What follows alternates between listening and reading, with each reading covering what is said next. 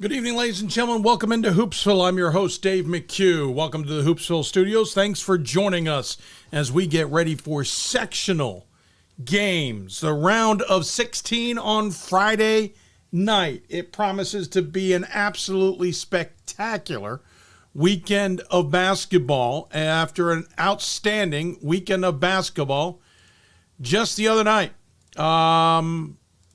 I don't know what to think other than to say I'm looking forward to it myself. I'll be at Gettysburg on the women's side. Yes, I'll be working, but it doesn't matter. Number one team in the country is coming to town, and so as you can imagine, it will be a very happening place. Also, I mean, the amount of games that we've got ahead of us is stunning. It is going to be so much fun. I really hope you get to turn out and enjoy it. We'll talk about those games. We'll talk about the matchups. We'll talk about so much more here tonight. On the show this evening, we got a lot of great guests. We've already talked to some. We will talk to others. Ron Rose from Illinois Wesleyan will join us, talk about the Titans women's basketball program, maybe even ask him a few questions about the women's team who are doing so well as well. Sydney Jones, stellar senior guard from the second-ranked Bowdoin Polar Bears, will join us on the show to talk about her team out of Brunswick, Maine. Then we'll head to Gettysburg. In fact, we'll talk to A.B. Holsinger and Shinya Lee from the 10th-ranked Bullets, senior guard and forward, respectively. Shinya Lee put on her Superwoman costume and went and dominated to help Gettysburg get past Western New England in the second round. We'll talk about that, dealing with injuries and the like.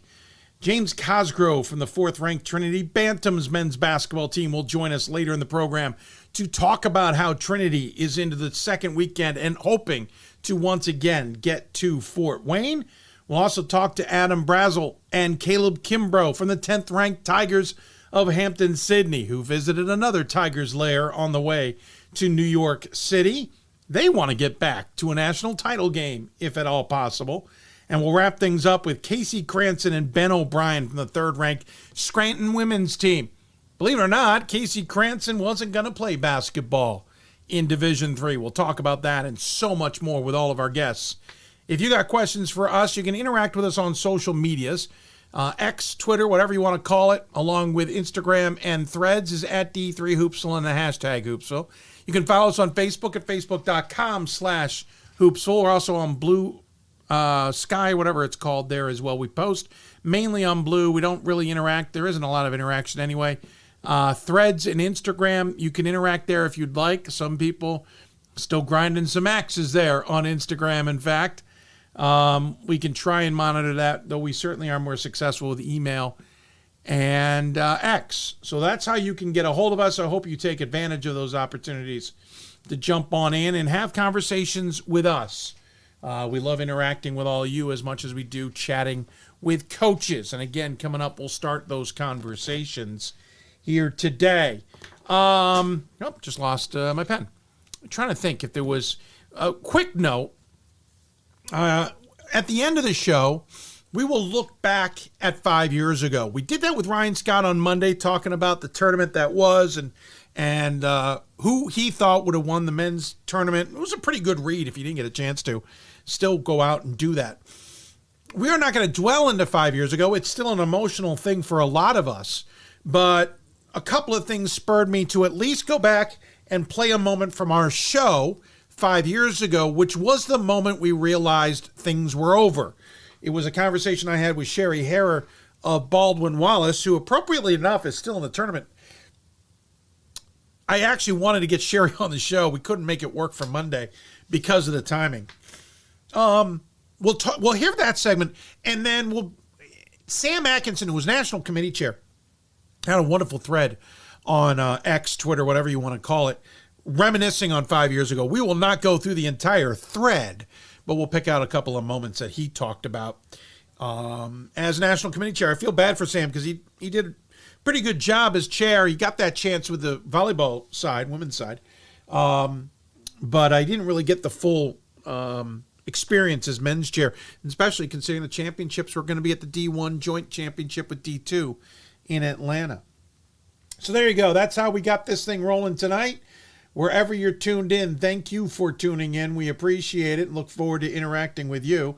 Of course, we broadcast our games or our broadcasts on Hudl, which is the same outlet that all the games are being broadcast on. I think for the most part that has worked out nicely, but we're also, as a result of that, you can find us on Apple TV, Fire TV, Roku and Android TV. We're also live streaming on YouTube. If it's another way you can interact with us, if you go over to our Hoopsville page on YouTube, just look up D3 Hoopsville there as well. You can interact with us in the chat room, and we'd be happy to chat with you there as well. So lots of ways to get a hold of us, lots to talk about tonight, because let's be honest, it's going to be a great weekend of basketball.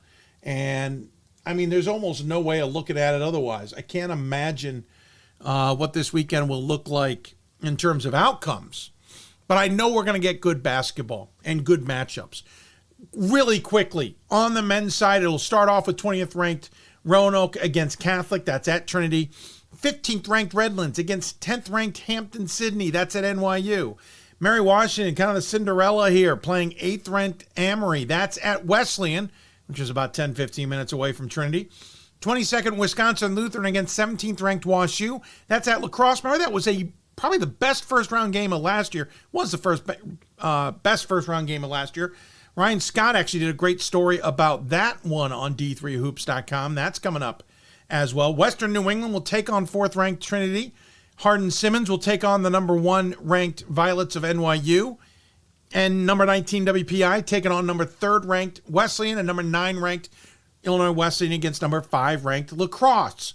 On the women's side, SUNY Geneseo will take on number 1 NYU. That's at Gettysburg. McMurray will take on number 5 Gustavus Adolphus. That game, Gustavus Adolphus game, I think that's at Illinois Wesleyan, correct? Number 22 Stout versus number 16 Whitewater. 2 WIACs face it off in Scranton.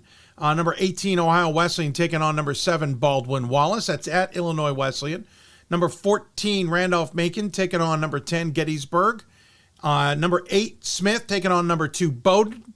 Number 17 Hopkins taking on number 3 Scranton. And number 11 Oshkosh taking on number 4 Illinois Wesleyan. By the way, McMurray, Gustavus Adolphus, I forgot. That's at Bowdoin in Brunswick, Maine.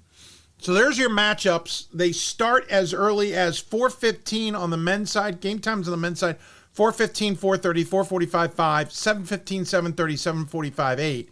Women's side is 4:30, 5, 5:30, 6, 7, 7:30, 8, 8:30. Love how these are spread out. Looking forward to some absolutely awesome basketball this weekend. And those games certainly are not going to disappoint. I mentioned some of the articles on D3Hoops.com. Definitely check those out. Stout, there's a great story about Stout from Riley Zayas. There's a great story about the Corolla family, who we touched on last week here on Hoopsville. There's a great story about the memories of Casey Corolla, Whitewater, and the program there. The rematch of WashU and WLC, as we mentioned. A couple other bits of news that happened this week that part of it we broke. John Alisi is leaving Baruch at the end of the season. He is still national chair. He's still at Baruch at this time, but we got sources that were able to confirm that Alisi is leaving. He's going to be taking a administrative role in the athletics department in the area of New York City, but outside the CUNYAC. He is putting away his coaching whistle for a while. He may return for all we know, but he is committee chair. He is still at Baruch. He still has that role, but he will be departing at basically the end of the Final Four. Essentially, from what I understand, he'll complete his duties in the Final Four and whatever else he has to do before then moving on to his new gig. There's other coaching carousel news that has been happening as well. John certainly isn't the only one. Bear with me because I forgot to call this one up. McMurray men's basketball has an opening. Many of us speculate Cliff Carroll might be in the run for that. Remember, he used to coach there before. There was something else that jumped out at me, but I'm now forgetting what that was. Oh, Penn State Abingdon men's basketball is open as well. So the coaching carousel is a spinning, as they say. So we'll keep an eye on that. But John Alisi moving on, both surprising and not surprising. I think he, as many coaches do, sometimes the family starts to take some priority. So this will likely, I would suspect, give him some more family time. So John Alisi moving on, as we mentioned, after 13 years as head coach of his alma mater, we should point out. Another bittersweet story, John Feinstein has died, an acclaimed writer for the Washington Post, a prolific author, I think 48 books, something like 23 of them, bestsellers. He wrote plenty about small college sports and Division III especially. I saw him in a number of Final Fours, not just like in Atlanta, but in Salem. Saw him in a number of Final Fours. He died suddenly today. He wrote an article for the Post for this morning about Tom Izzo and Michigan State. And, amazing man. Bittersweet. And in this area, you have to understand, that's not like a double blow. Pete Medhurst, who was the broadcaster at Navy and someone that I considered a friend, died. And now John Feinstein, all in the last couple of months. It has been a bit of a shock in the sports world. By the way, he was also a radio personality at times. A lot of people try to get him into it. I was listening to Mad Dog, who I don't normally listen to, but I wanted to hear thoughts on John Feinstein. Mad Dog talking about they had to encourage him to talk about the NFL on Mondays in the fall because he just wanted to talk college basketball. Funny little story I heard there. But hats off to Mr. Feinstein. We thank you very much, sir, for your service to small college sports. With that, we're going to take a break. When we come back, we're going to get things started with Illinois Wesleyan. Ron Rose will talk about his squad, his Titans. Maybe we'll dabble a little bit with the women's program. But they've got a tall task ahead of them, obviously coming up tomorrow, as everybody does, right? But they will be taking on the 5th-ranked lacrosse Eagles in a big round of 16 game. And listen to Hoopsville, presented by DIII Hoops from the Hoopsville studios outside the Baltimore area. Thanks for tuning in, everybody. Looking forward to interacting with you throughout the show and having plenty of conversations. In the meantime, we'll take a break and get ready to talk to Ron Rose. Back with more after this. We've got more schools than Division I, more fans than Division II, and more upsets than March Madness. There's nearly 850 programs with over 11,000 games leading to 2 national championships. And we've been covering it all for over 2 decades. From Eastern to Occidental, from Puget Sound to Piedmont, from Southwestern to the University of New England, and from Hope to Calvin. Nobody covers Division III basketball like we do. We're D3Hoops.com at www.D3Hoops.com.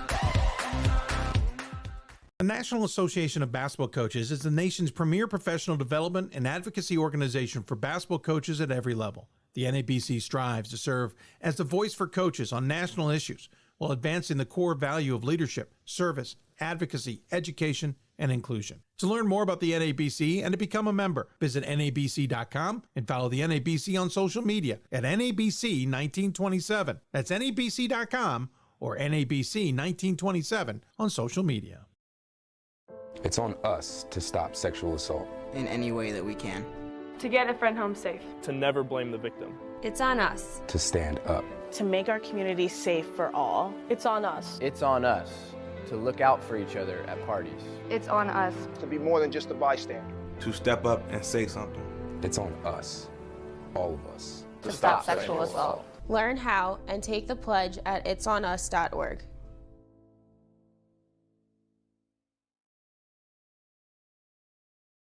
If I lose, I'll respond with respect. If I win, I'll back it up with humility. If I fail, I'll rise up with honor.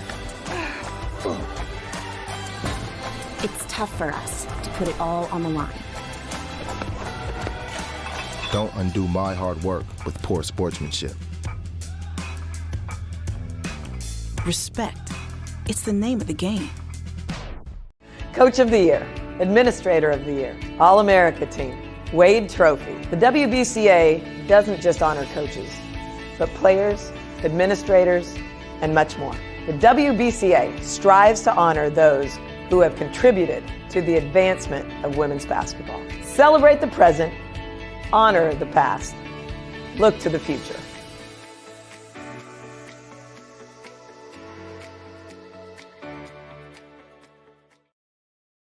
Division III men's and women's basketball players build skills and characteristics that set themselves up to win in life. How do they translate those skills when the ball stops bouncing? They join Dream Team, the network built by and for athletes who want to leverage their competitive advantage in careers and business. Find your post-basketball calling, your next team, and learn how to win big at DreamTeamWins.com. That's DreamTeamWins.com. I used to never really talk. Ever. I was afraid if I said something wrong, everyone would laugh at me. But then I started to play golf with Special Olympics. It helped me to find my voice. And now everyone else is speechless. We've got more schools than Division I, more fans than Division II, and more upsets than March Madness. There's nearly 850 programs with over 11,000 games leading to 2 national championships. And we've been covering it all for over 2 decades. From Eastern to Occidental, from Puget Sound to Piedmont, from Southwestern to the University of New England, and from Hope to Calvin. Nobody covers Division III basketball like we do. We're D3Hoops.com at www.D3Hoops.com. Welcome back to Hoopsville, everybody, as we continue along. I'm going straight to the Hoopsville hotline right there. Ron Rose joining us on the big screen. No setup necessary, Ron. You're on the show. Welcome in. How are you? Hey, I am good, Dave. Sitting in a hotel in La Crosse, Wisconsin, and it's great to see you, my friend. We're going to see the dichotomy of Division III tonight because you're in a hotel room chatting with us in La Crosse, in Wisconsin. By the end of the show, we're going to be talking to a team who was in a hotel room in New York City. Talk about polar opposites. Nothing against La Crosse. No, hey, it's a beautiful place this time of year. Yeah, this is true. This is true, and it's beautiful to be playing this time of year. Ron Rose does join us on the Hoopsville hotline, and head coach of the 9th-ranked Illinois Wesleyan Titans. And hey, Ron, listen, I'm gonna be honest with you. You know, I've always said this to you, even on the side. I've been a bit skeptical. Okay, what am I missing? Because you guys, I know, are a good team. But there are a couple games, especially in conference, and I know conference knows you. Don't get me wrong. I get it. But there are a couple games where I watch you guys, I'm like, oh, I don't know who you are. But, man, that first weekend, Ron, you guys played well. Give me the down low on what is working so well for your squad this year. Yeah, you know, we do have a nice squad. We are big, athletic, deep, and there's no doubt in February we were scuffling along for a couple games and not playing as well. I honestly think we've been built on defense and rebounding for the last 2 years. And when we're really locked in, we're as about as good as anybody in the country in those areas. And I think we lost our identity a little bit. We've tried to open up offensively, and we're scoring a little over 80 a game, but sometimes you're doing that and you forget what you're really built on and what your identity is. And I think there for a while we kind of lost that. And you know, you get in the tournament time, you got to really find who you are and what has made you successful. And I think, you know, the course of the season, that's what everybody's doing, is find out what makes them a good team and what areas do you have to improve on. And I feel like this group has been really receptive to that type of learning. Yeah, there were 2 parts in the season where I kind of hit the pause button, as it were. Listen, you lost to Carthage beginning of December. Carthage was showing that they were a pretty good squad. Just as an inside joke, I do like to call them Firehawks on occasion. But, I mean, I got it. You also were coming off a win against Chicago. You had beaten Platteville earlier in the season by 20. You beat Kowloon. I was like, all right, I'm ready to buy in. The Carthage loss, outstanding. But the loss to Mary Hardin Baylor kind of first gave me pause, and I couldn't make up my mind if maybe that was part of the deal for coming down to Texas. I know you got to do that with Bob. Maybe you got to make in good with Cliff, and you got to drop a game there to Mary Hardin Baylor for everything to look good. I'm kidding. Obviously, Ron knows my humor, but that was a game I kind of went, I know Mary Hardin Baylor's good, but if IW's as good as everyone's advertising, that shouldn't be a game. Was I reading it wrong? Well, anytime you're on the road's tough.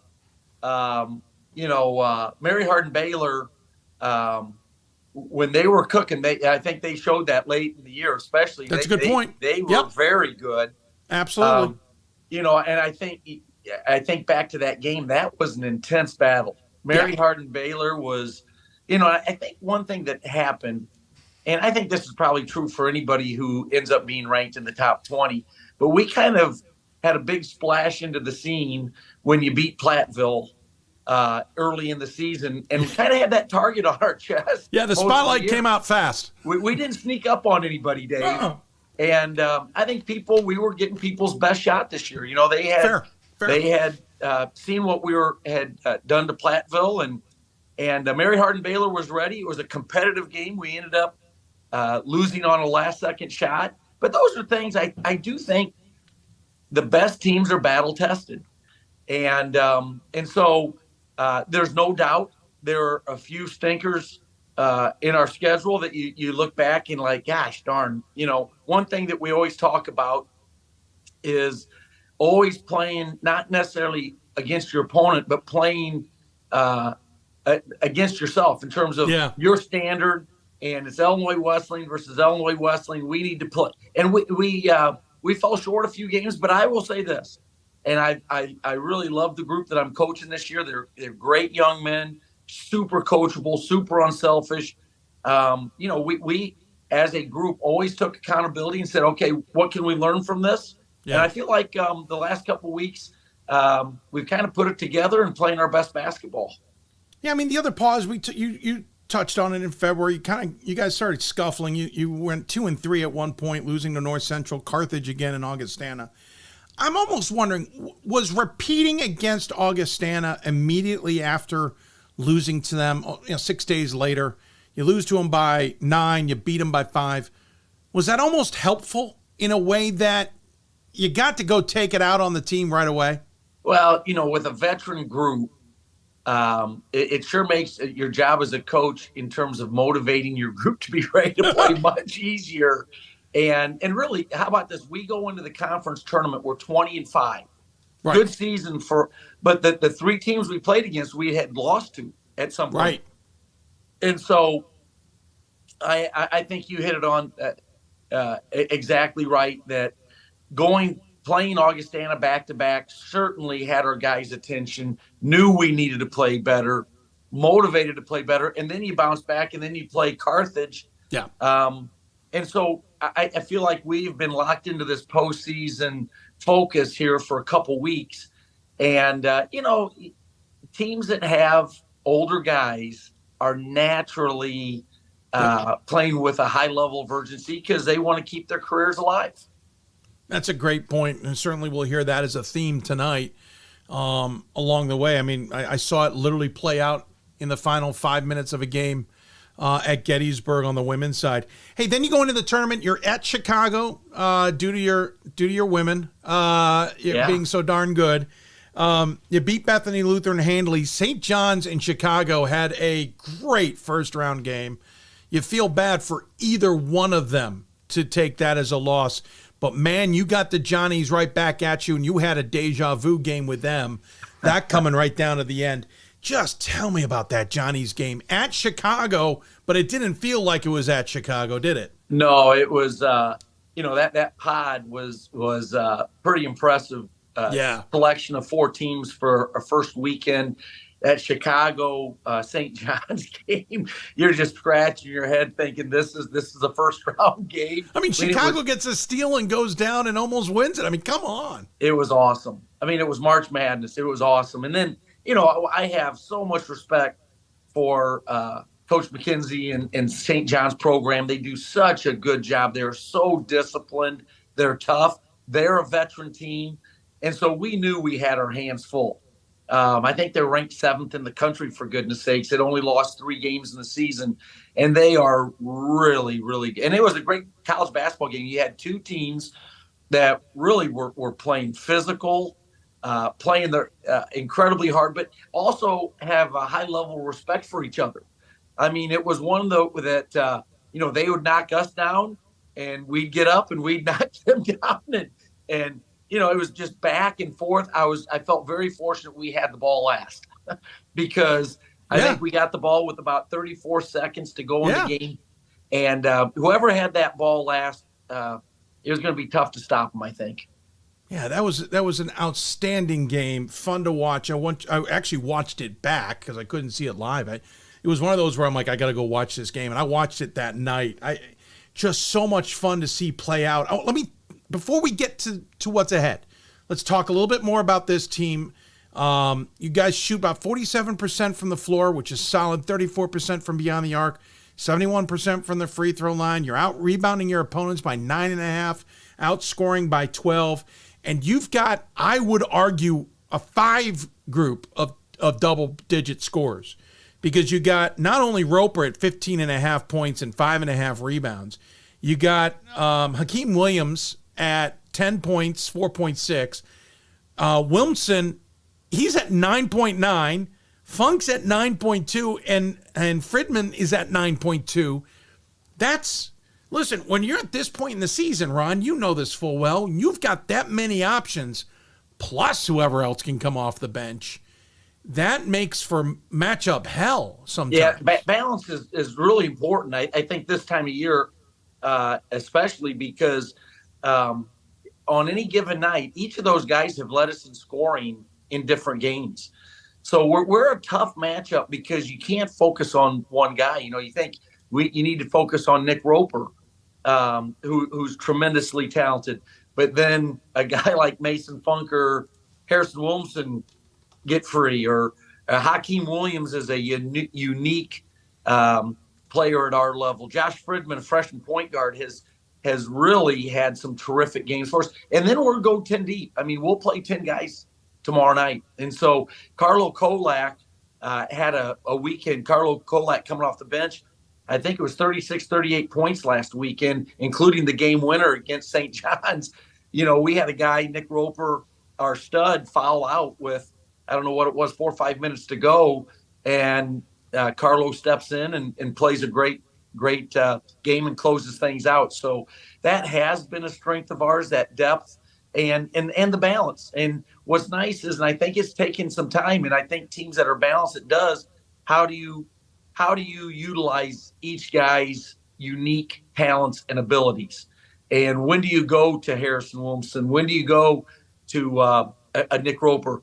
Another guy that has been lights out for us, Marco Anderson. Not many teams in the country have 2 5s like Harrison Wilmson and Marco Anderson, who basically share one position, and they just go in and I can't remember what they had, 20-some points. They're averaging over a double-double for the season from that position. I mean, that's certainly impressive. And for one like me who it's not that I haven't seen you as a good team. You've been in my top 25 the entire season. But as one who's been a little bit skeptical, a little bit nervous about, what am I really seeing? Is this the Platteville team? Is this the North Central team, right? Like, which one am I looking at?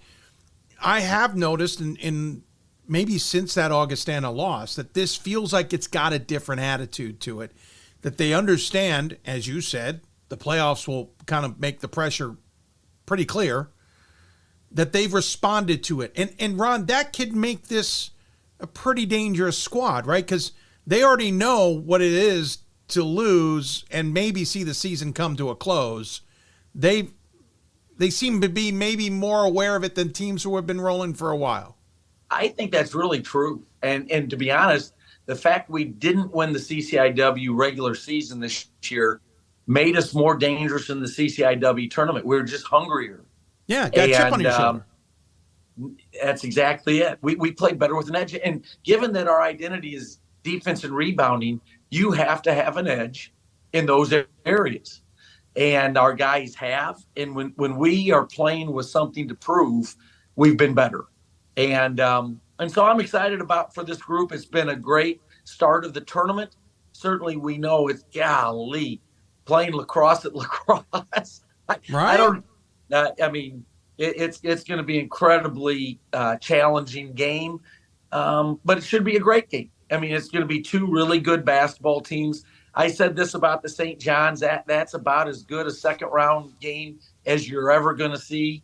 And my guess is our game with lacrosse is going to be about as good as Sweet 16, because I think both teams, and I'll put St. John's in this, are capable, talented enough, experienced enough to be a Final Four type team. And so it's going to be another game where you're going to have to find ways. It's going to be, what's interesting in St. John's, it was a possession by possession up-tempo game. So, sometimes you think of possession by possession as kind of a slower game, and that game was up and down, but you couldn't relax for a second or the other team was going to take advantage of it. There's probably 16, 20 teams we could say are good enough to be Final Four teams. It's amazing, Ron, how much Division III men's basketball has changed during your tenure even. There used to be a top tier, and then there was everybody else. Now there's a lot of everybody's. No doubt. There's just so much talent out there. I think, and I think they always have, but coaches are working so hard at it. But the depth, I would agree. You said 20, 25. I would agree. There's 20, 25 teams that if they get hot and have the right breaks at the right time, could make a run for the Final Four. And so that's the challenge, is can you go one game at a time and string enough good games together? This lacrosse team likes to put up 98.5 points per game, Ron. I don't know. Can you dictate the defense here, or are you guys going to have to play it like the Johnnies and be ready to go? Well, when you play good teams at this stage, you can't stop everything. You got to kind of pick and choose. We're going to try to take certain things away.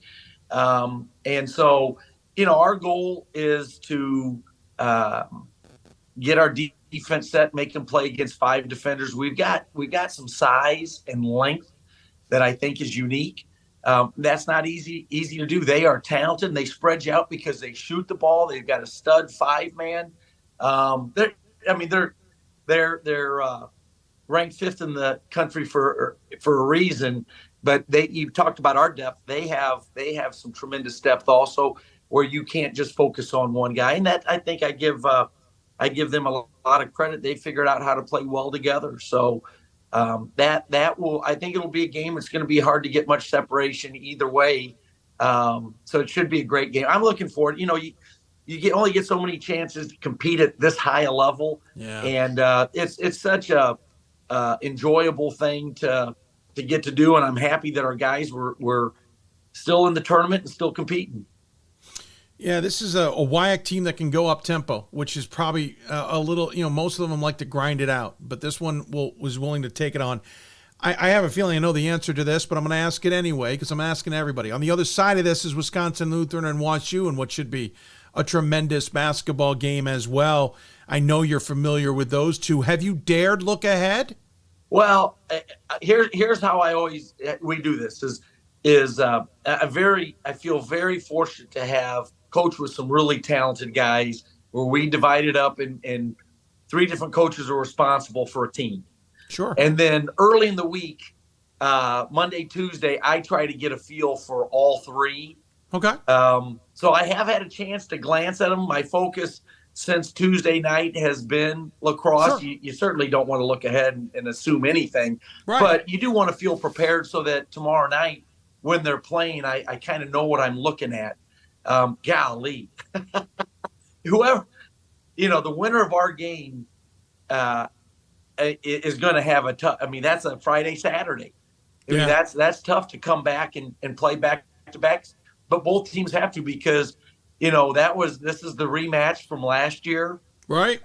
We know how talented WashU is, having played them earlier and knowing those guys. Exactly.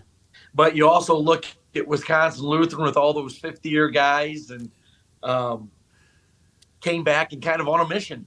So we golly, I mean, 4 teams. I couldn't respect the 3 other teams anymore. It's an honor to be in this group, and should be a great weekend of basketball at lacrosse. Hey, let me pivot to your women's team really quick. We had Maya on the show earlier this year. I mean, I don't want to call it a breakout season because, I mean, the standard has always been to be good, right? Yeah. But they really kind of stormed onto the scene this year. At one point, going late into the season, undefeated. Unfortunately, it cost you guys a chance to be at home during this tournament. But what's it like? Because I was going back, and while both programs have always been high caliber, I can't remember the last time both programs were at both at the same level. Well, we were both in the stratosphere. stratosphere Final Four in 2012. Last time we both made the Final Four. And Maya, boy, does she do a great job. And she's always done a great job. But to your point, how many teams only go 24-1 in the regular season? I mean, this clearly is a special group. They are really fun to watch. And although the men and women's basketball programs at Illinois Wesleyan are different, that we are still part of the basketball family at Illinois Wesleyan. We get along incredibly well. It's been a special season because, they've been incredibly enjoyable to watch. We've got a team that I think our supporters have enjoyed watching, and you wouldn't get 2 bigger fans. I'm always rooting for the women's team and Maya, and I know they're doing the same for us. So it's been a really fun winter at Illinois Wesleyan, and certainly we're hoping it could be a replay of 2012 where we both can get to that Final Four.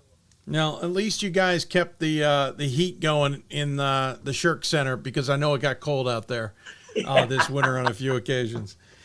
Hey, Ron, appreciate your time. As always love chatting with you. Hopefully I'll see you in Fort Wayne no matter the outcome, but nonetheless, you know the tradition on this show. You've been on it long enough. We always give the guests the final word. Any final thoughts you want to share with those tuned in? Well, we go back a long time, Dave. You are the OG of D3 basketball. You helped create this buzz that has grown. You kind of started it, and now it's an avalanche of thinking back to my 19 years, the exposure, the interest, the excitement in Division III basketball is at an all-time high. And so I just want to say thanks. You got this thing started. You created a lot of interest that has just continued to grow. So thank you for all you do. We really appreciate it. It's awesome. I value our friendship that's gone back several years, and really appreciate you having me on. And one way or the other, we'll catch up in Fort Wayne. Definitely. Hey, Ron, I appreciate it. Thank you for the kind words, especially they mean a lot to me. You take care of yourself. Good luck this weekend. And worst case, I'll catch up with you somewhere down the road, all right? That sounds great. Thanks, Dave. Take care. Ron Rose joining us on the Hoopsville Hotline from the 9th-ranked Illinois Wesleyan Titans men's basketball team taking on the Eagles of Lacrosse in the nightcap. That is the final game to tip. So we'll wrap up the Friday night with that one. Oh, it should be a good one, including the rest. We'll take a break. When we come back, we'll switch gears, talk women's basketball, head to Brunswick, Maine, and we'll talk a little bit about the Bowdoin Polar Bears with one of their best players. Sydney Jones will join us. You're listening to Hoopsville, presented by D3 Hoops. Back with more after this. For the love of the game. But for those of us who are Division III student athletes, it's more than that. A lot more. Sure, the game is important. But as we work so hard to build both mind and body, it's more about team. That is why NCAA Division III teamed up with Special Olympics. And in giving the gift of sport to those for whom it seemed an impossible dream, we are working to make this a better world. Help us keep that dream alive. You can make a difference. We are the coaches of women's basketball. We are leaders and teachers, dreamers and winners. We are professionals who conduct ourselves ethically and with integrity. We place the education, safety, and well-being of the athletes we coach above all else and teach them the fundamental values they need to succeed in life. We are coaches united for the good of our game and those who play it. We are the WBCA. We've got more schools than Division I, more fans than Division II, and more upsets than March Madness. There's nearly 850 programs with over 11,000 games leading to 2 national championships. And we've been covering it all for over 2 decades. From Eastern to Occidental, from Puget Sound to Piedmont, from Southwestern to the University of New England, and from Hope to Calvin. Nobody covers Division III basketball like we do. We're D3Hoops.com at www.d3hoops.com. The National Association of Basketball Coaches is the nation's premier professional development and advocacy organization for basketball coaches at every level. The NABC strives to serve as the voice for coaches on national issues while advancing the core value of leadership, service, advocacy, education, and inclusion. To learn more about the NABC and to become a member, visit NABC.com and follow the NABC on social media at NABC1927. That's NABC.com or NABC1927 on social media.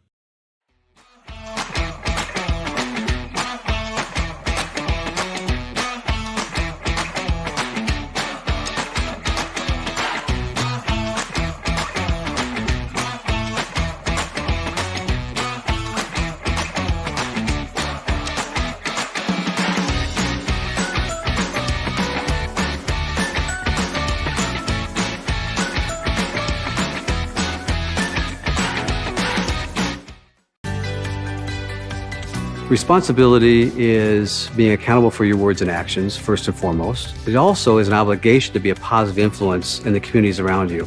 Being in a D3 program, you're going to have lots of different opportunities. You're not just an athlete, you're also involved in student life. Your academics are extremely important. We give a lot of our student athletes responsibilities right from the start by giving them leadership opportunities, by having them engage in the community, be a positive influence. That's being a responsible person.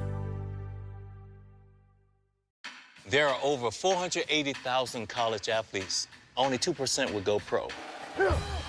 That means over 470,000 will not get a shoe contract. No autographs. No private jets. No fan clubs. No Hall of Fame inductions. Instead, they will walk away with something much more valuable.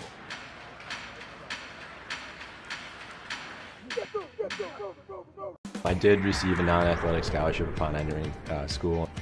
I got the presidential scholarship, which was huge for me. I think there's more opportunities for academic scholarships in Division III. I did receive academic scholarships. Just being involved on campus, being a leader, all those things combined kind of get me recognized. It's a great experience for me.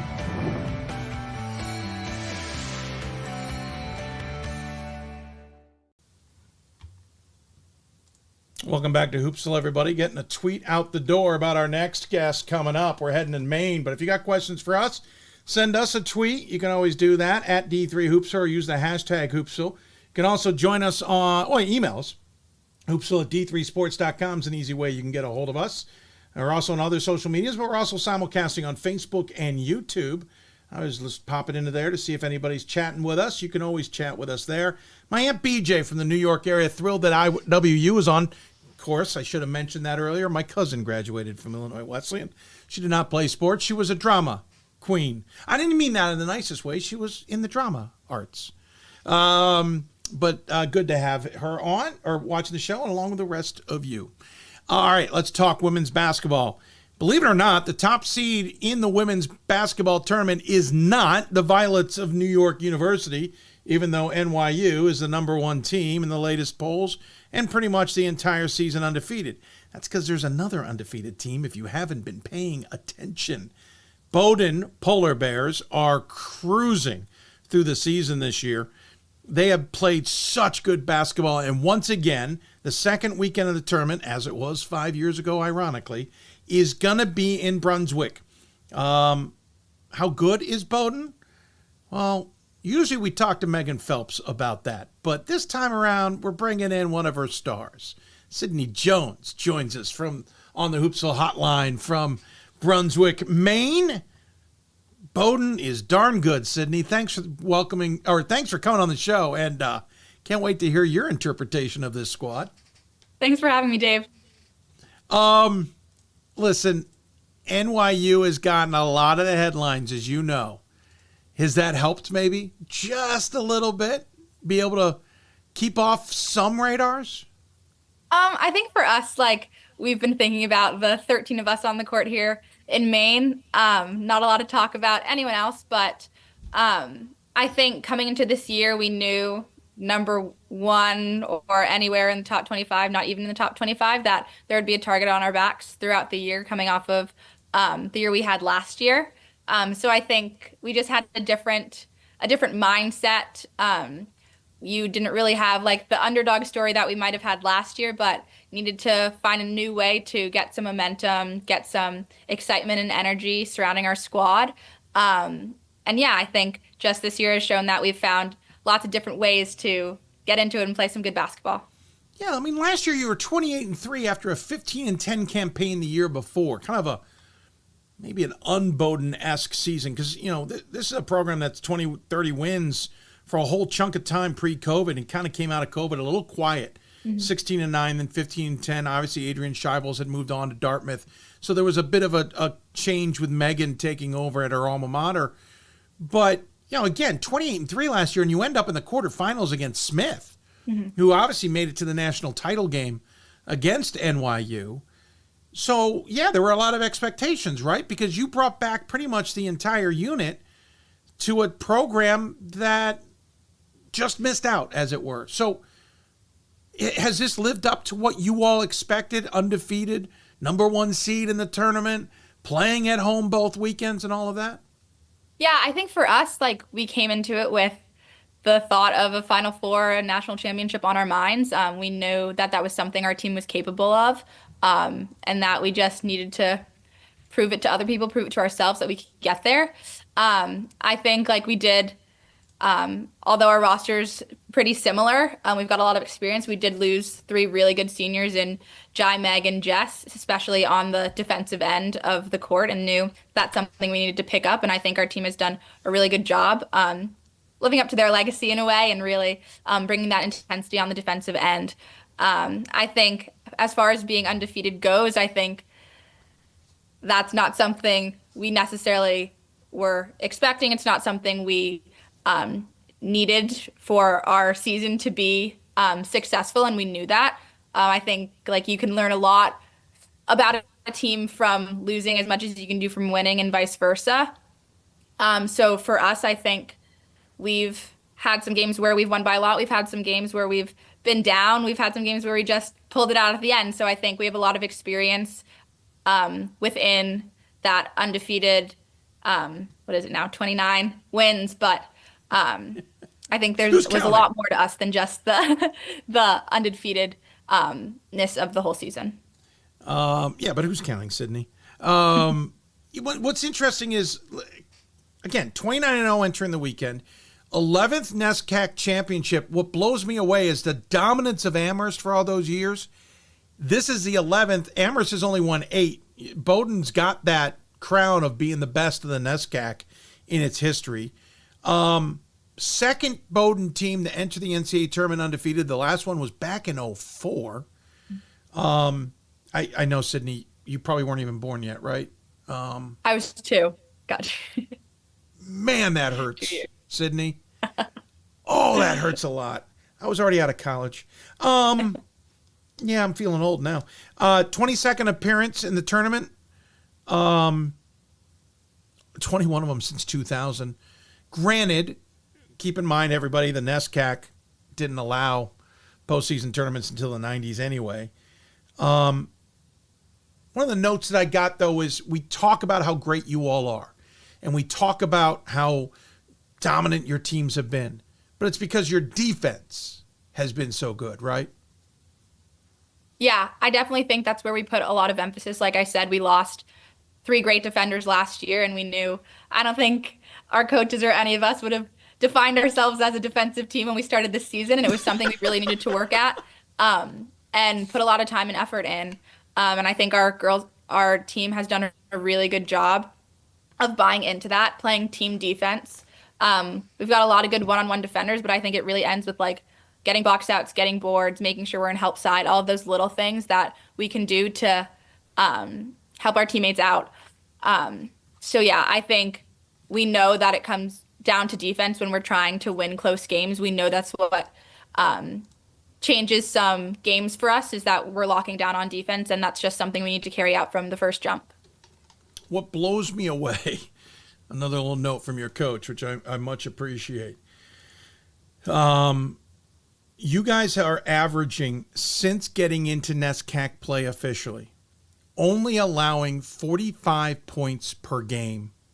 You've only allowed more than 60 twice in that stretch. This is a team that scoring defense is 48. So the flip side of that on the back, and you're doing it in NESCAC play. Now, granted, Sydney, as you know, NESCAC's always been a defensive-minded conference, but there were some darn good teams in the NESCAC this year, teams who could certainly score, including Colby. How do you have the mentality night in and night out?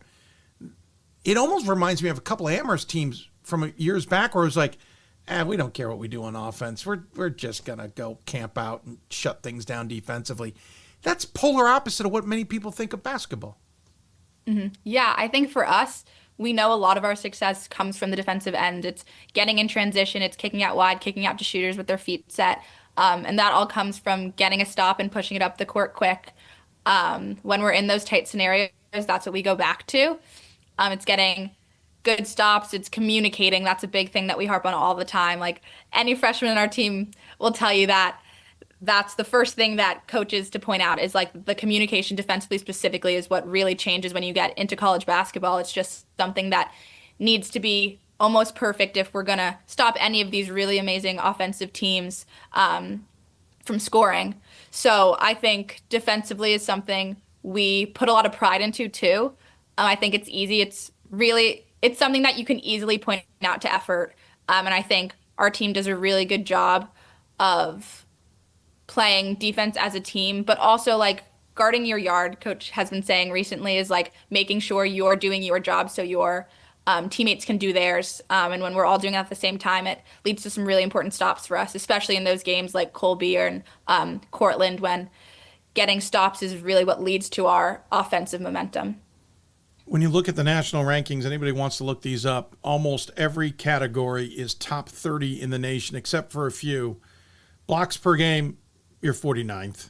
And it's 1.0, and I'd argue by what you're describing of keeping them from getting shots, your blocks are low because they don't get a lot of good looks at taking a shot. Fouls per game is 36th. Free throw attempts is 32nd. Points allowed is 32nd. Steals per game is 54th. And turnovers forced per game is 43rd, i.e., if it's outside the top 30, it's still in the top 50. This team has done so many good things. What's it like? Tell me more about how your teammates click on and off the court. Yeah, I think we're probably as close as you can get as a basketball team. Maybe sometimes to our detriment, needing to branch out a little bit, but I think for us, there's not much to branch out to in Brunswick, let's be honest. Like for us, like they're my 12 best friends and have been for the past 4 years now, and we spend majority of our time together, all practices, all games, but also just like the choosing to spend time together. It's the meals, the classes that we choose to take together on the weekends. When we have an off day, all of that time is really spent together. We just really love being around each other, which I think really helps us when we get into a basketball game. Like, we know each other's tendencies on the basketball court, but we also know each other's tendencies as people, like how people like to be pumped up for games, like how people like to be held accountable, how to communicate with one another. We know so much about each other, so it really lends us handy when we get into those tight situations of keeping each other calm and keeping each other ready to go. And you've got like an SCAC school, you've got a lot of places represented in your roster. They come from a wide background. Winnetka, Illinois, kind of one of the trendier places outside Chicago. If anybody knows Home Alone, you know Winnetka. New Providence, New Jersey, Ashland, Massachusetts, Pasadena, California, Westport, Mass, Scranton, Pennsylvania, coincidentally. Westford, Mass. again, Madison, Wisconsin, London, England, Cheshire, Connecticut, Bangor, Maine, and I skipped one because Baltimore is in there. but they went to Towson, which means, sorry, Starlet Franklin, you're lying on your resume. You are not from Baltimore. You're from Towson, because you can't go to Towson High and live in Baltimore. I digress. She's in Baltimore County. But to my point, they're coming from a lot of different backgrounds, Sydney. And so it's a diverse group, right? And for all of you to get along is pretty amazing.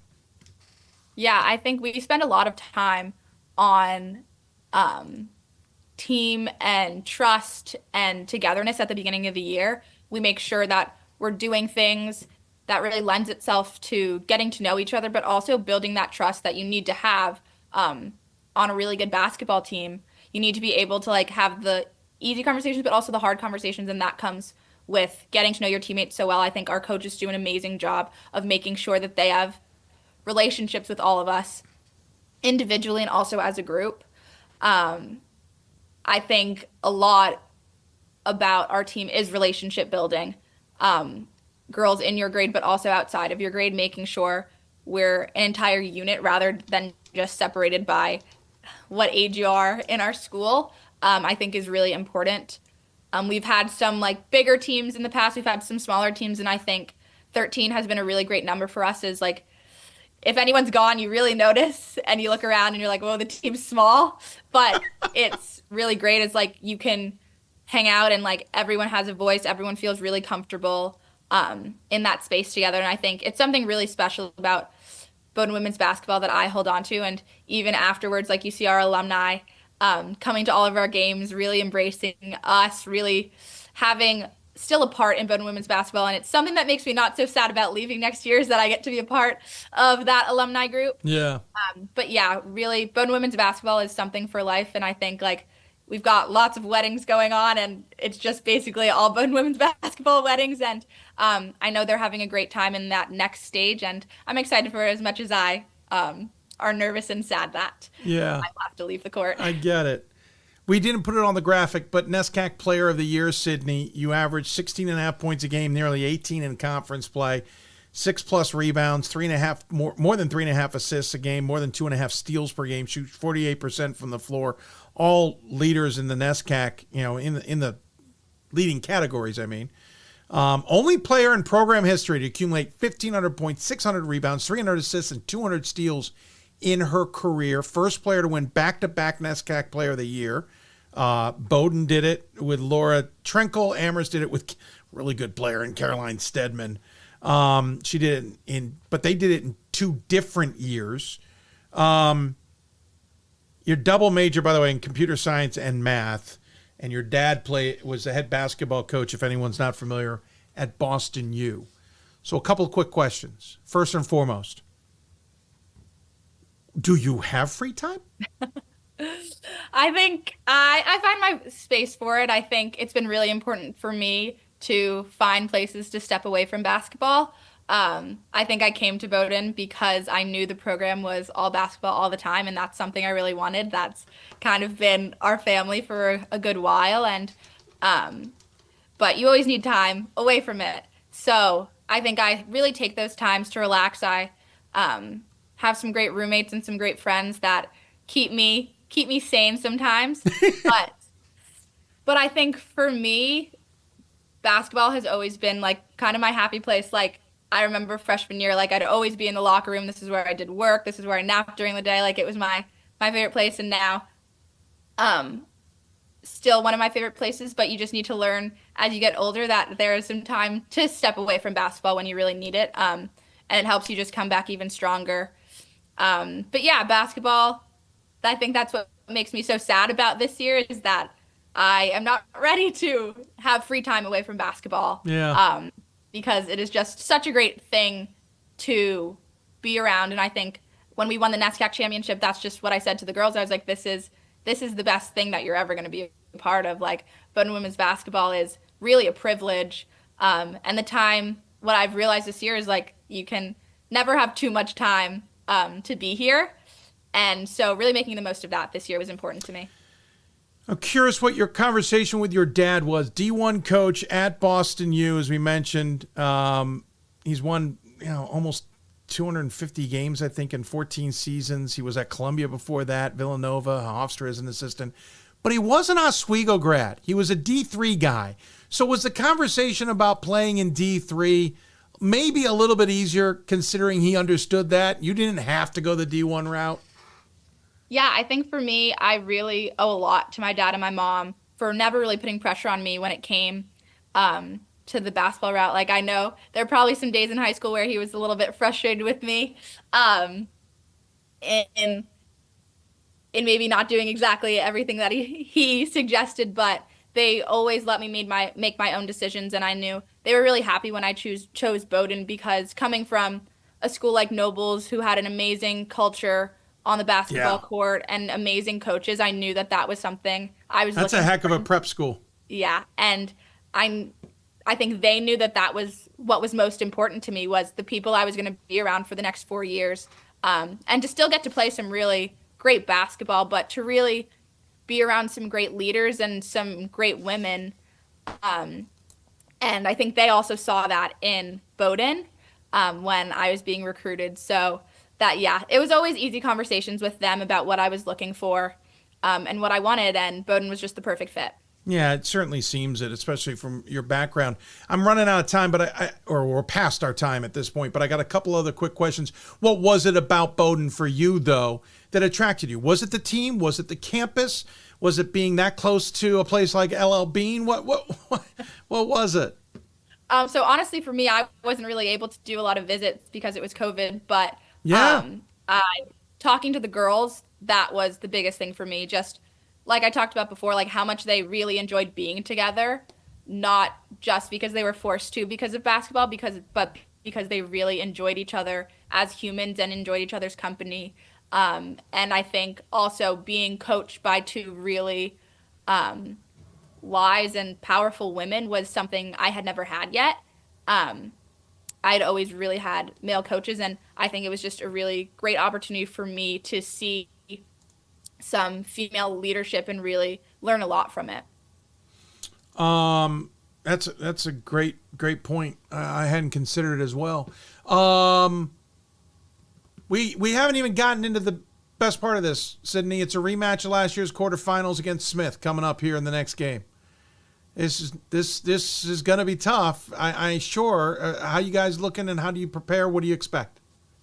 Yeah, I think we're excited. We're treating it no different than any other game we've played this year. I think we've done a really good job of separating opponent and basketball, and really not talking a lot about the other team on the other side, but what we need to do, and not changing that. I think that's what our strength is as a team, is coming out consistent and the same no matter who we're playing. I think that really lends itself to the NESCAC. Like, you know each other so well. I've been playing the same teams for the past 4 years and know a lot of the girls on the other teams, and I think that's the same for Smith too. So it's something we're used to, but we're excited. It's always a great place. Morrill's always a great place to play another basketball game in. And I think, yes, there's room for some last year intensity, last year focus, but for us, we're only looking forward. So we're really excited about this weekend. Well, and on the other side, you've got, just a non-New England matchup with McMurray in that other grouping. It's going to be fascinating to see how it play out. Sydney, I got to let you go. Otherwise, I'd talk to you another half hour. I appreciate your time, your insight. Computer science, math double major. I think you're going to just be fine when you leave the basketball court if you don't decide to play a little bit longer. But in the meantime, Sydney, we have a tradition on the show. We always give the guests the final word. Any final thoughts you want to share with those who might be tuned in? Nothing. I think just for me as a senior, like leaving in my last couple of years, I think there's never enough college basketball that can be played. So really make the most of it. Thank you so much for having me, Dave. Well, hey, thanks for finding some time. Do me a favor. Have a little lobster for me. Do you mind? I don't get to Maine as much as I used to. Yeah, I'll definitely try. Yeah, I miss my lobster. You take care of yourself. Thank you for your time. Good luck this weekend. Look forward to watching the games. Maybe we'll be talking to your coach next week. You never know. Great. Thank you so much, Dave. Have a good night. Thank you. Take care. Sydney Jones joining us here on the Hoopsville Hotline from Bowdoin, Maine, or Bowdoin in Maine. We got to go. I'm running behind. Got to get to Gettysburg. We're going to head to the battlefield coming up. You're listening to Hoopsville presented by D3 Hoops. So much more ahead. So much to talk about here on Hoopsville. Division III men's and women's basketball players build skills and characteristics that set themselves up to win in life. How do they translate those skills when the ball stops bouncing? They join Dream Team, the network built by and for athletes who want to leverage their competitive advantage in careers and business. Find your post-basketball calling, your next team, and learn how to win big at DreamTeamWins.com. That's DreamTeamWins.com. We've got more schools than Division I, more fans than Division II, and more upsets than March Madness. There's nearly 850 programs with over 11,000 games leading to 2 national championships. And we've been covering it all for over 2 decades. From Eastern to Occidental, from Puget Sound to Piedmont, from Southwestern to the University of New England, and from Hope to Calvin. Nobody covers Division III basketball like we do. We're D3Hoops.com at www.D3Hoops.com. I believe sportsmanship is it's a mutual admiration and respect for your fellow competitors. We all go through a lot to reach the point where we compete against one another. It's important to realize that. So once we're finally on the field or on the court or on the starting block, we look at each other as fellow human beings and not just competitors. Being able to recognize the hard work that other athletes are putting in creates a more positive and inclusive environment. We are calling you, all of you. We are calling all Division III schools to join our cause. It's on us to start the change. It's on us to be the change. It's on us. It's on Division III. It's on all of us to stop sexual assault.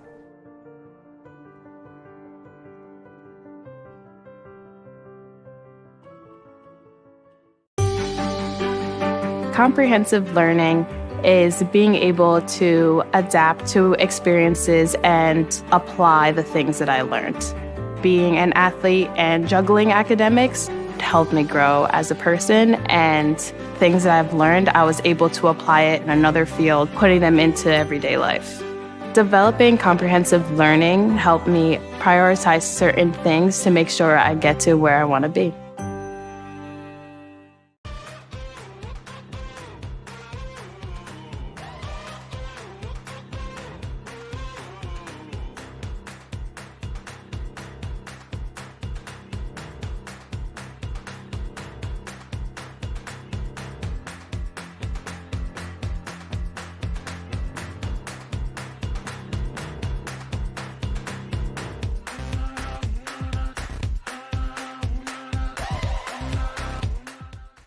Coach of the Year, Administrator of the Year, All-America Team, Wade Trophy. The WBCA doesn't just honor coaches, but players, administrators, and much more. The WBCA strives to honor those who have contributed to the advancement of women's basketball. Celebrate the present, honor the past, look to the future.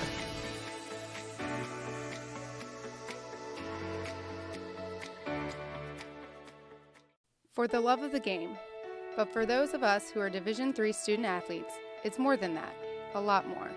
Sure, the game is important, but as we work so hard to build both mind and body, it's more about team.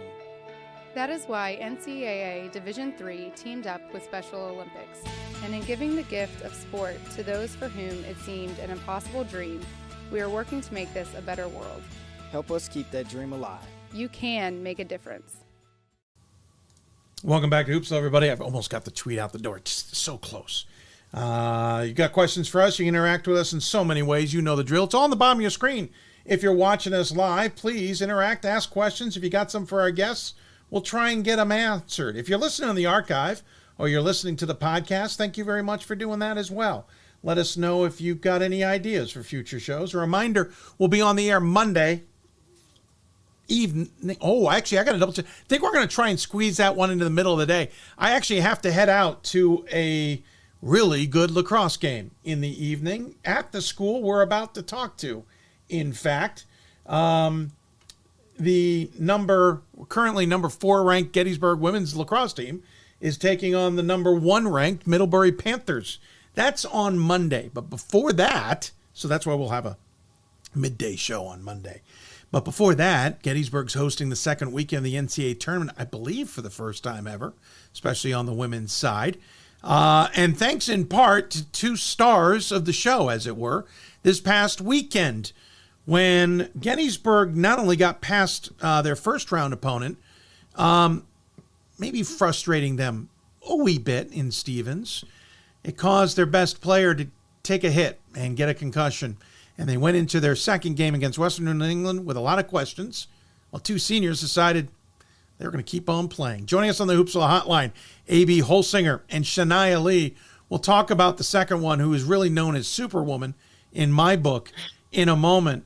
But first and foremost, ladies, we should point out, I call games for them most of the season, so I've gotten to watch these two play up close and personal. Thanks for taking the time to join me. I really appreciate it. Thank you. Of course. Thanks for having us. Absolutely. We told Shinya in off air, AB basically got this all set up, talking to her on Saturday. We decided to rope the two of them in. This is how this all developed. But it all developed also, AB, because you two, your team again, you go into Saturday's game and you find out basically in pregame, you're not going to have Arnoley.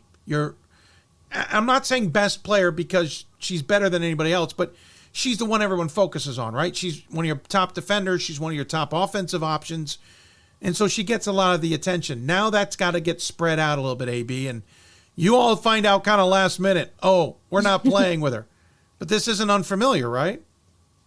Correct. We did lose. You could make the argument, again, our former best player, right, Mackenzie Slozik.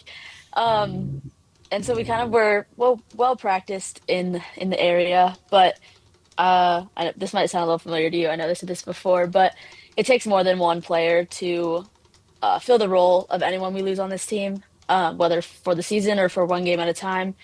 So, yeah, it was tough to hear the news that we wouldn't have Alina, of course, but we knew that it would take more than one of us to step up and kind of fill that gap, and I think we did. We did a good job. Yeah, Shinya, what's that moment like from you, from a a mental place? You're getting ready for X, and all of a sudden they tell you, oh, by the way, we're going to change it up. Kimberly Hopkins, not the team, is going to start in the fifth slot and for Arnoley, and we're all going to have to change some things up. We're going to have to go deep in the bench. What do you go through mentally to get ready for that kind of not get ready for the information, but get ready for the game with that information? I mean, I wasn't too worried, maybe a little bit, because, again, we are losing one of our star players. But I knew that we know that we have to step up, and I had no doubt in mind that whoever was not necessarily taking her spot, but, going to have to step up, which was Kim, was going to do her job, and she did just that. So, well, it worked because, kind of. You guys had a heck of a battle in that second game. Nothing against Stevens. Your game against Stephen was very reminiscent. Actually, I'm going to start there. It was very reminiscent of the rest of the season, Shinya. You all are a bit of a slow burn as a team. Game gets tipped off. You look good. But it's not quite there. There are teams that have gotten out to 6, 8, 10-point leads on you. No one frets except maybe Nate. Nate's losing his mind on the bench. You all kind of slowly simmer. You get up to – it's almost like an old steam engine. Slowly getting burning, Shinya, and then somewhere in that second quarter, you all dropped the hammer. You did it against Stevens, and you absolutely blew the doors off that game by midway through the third. But that's been an all-season thing. What is going on internally with all of you?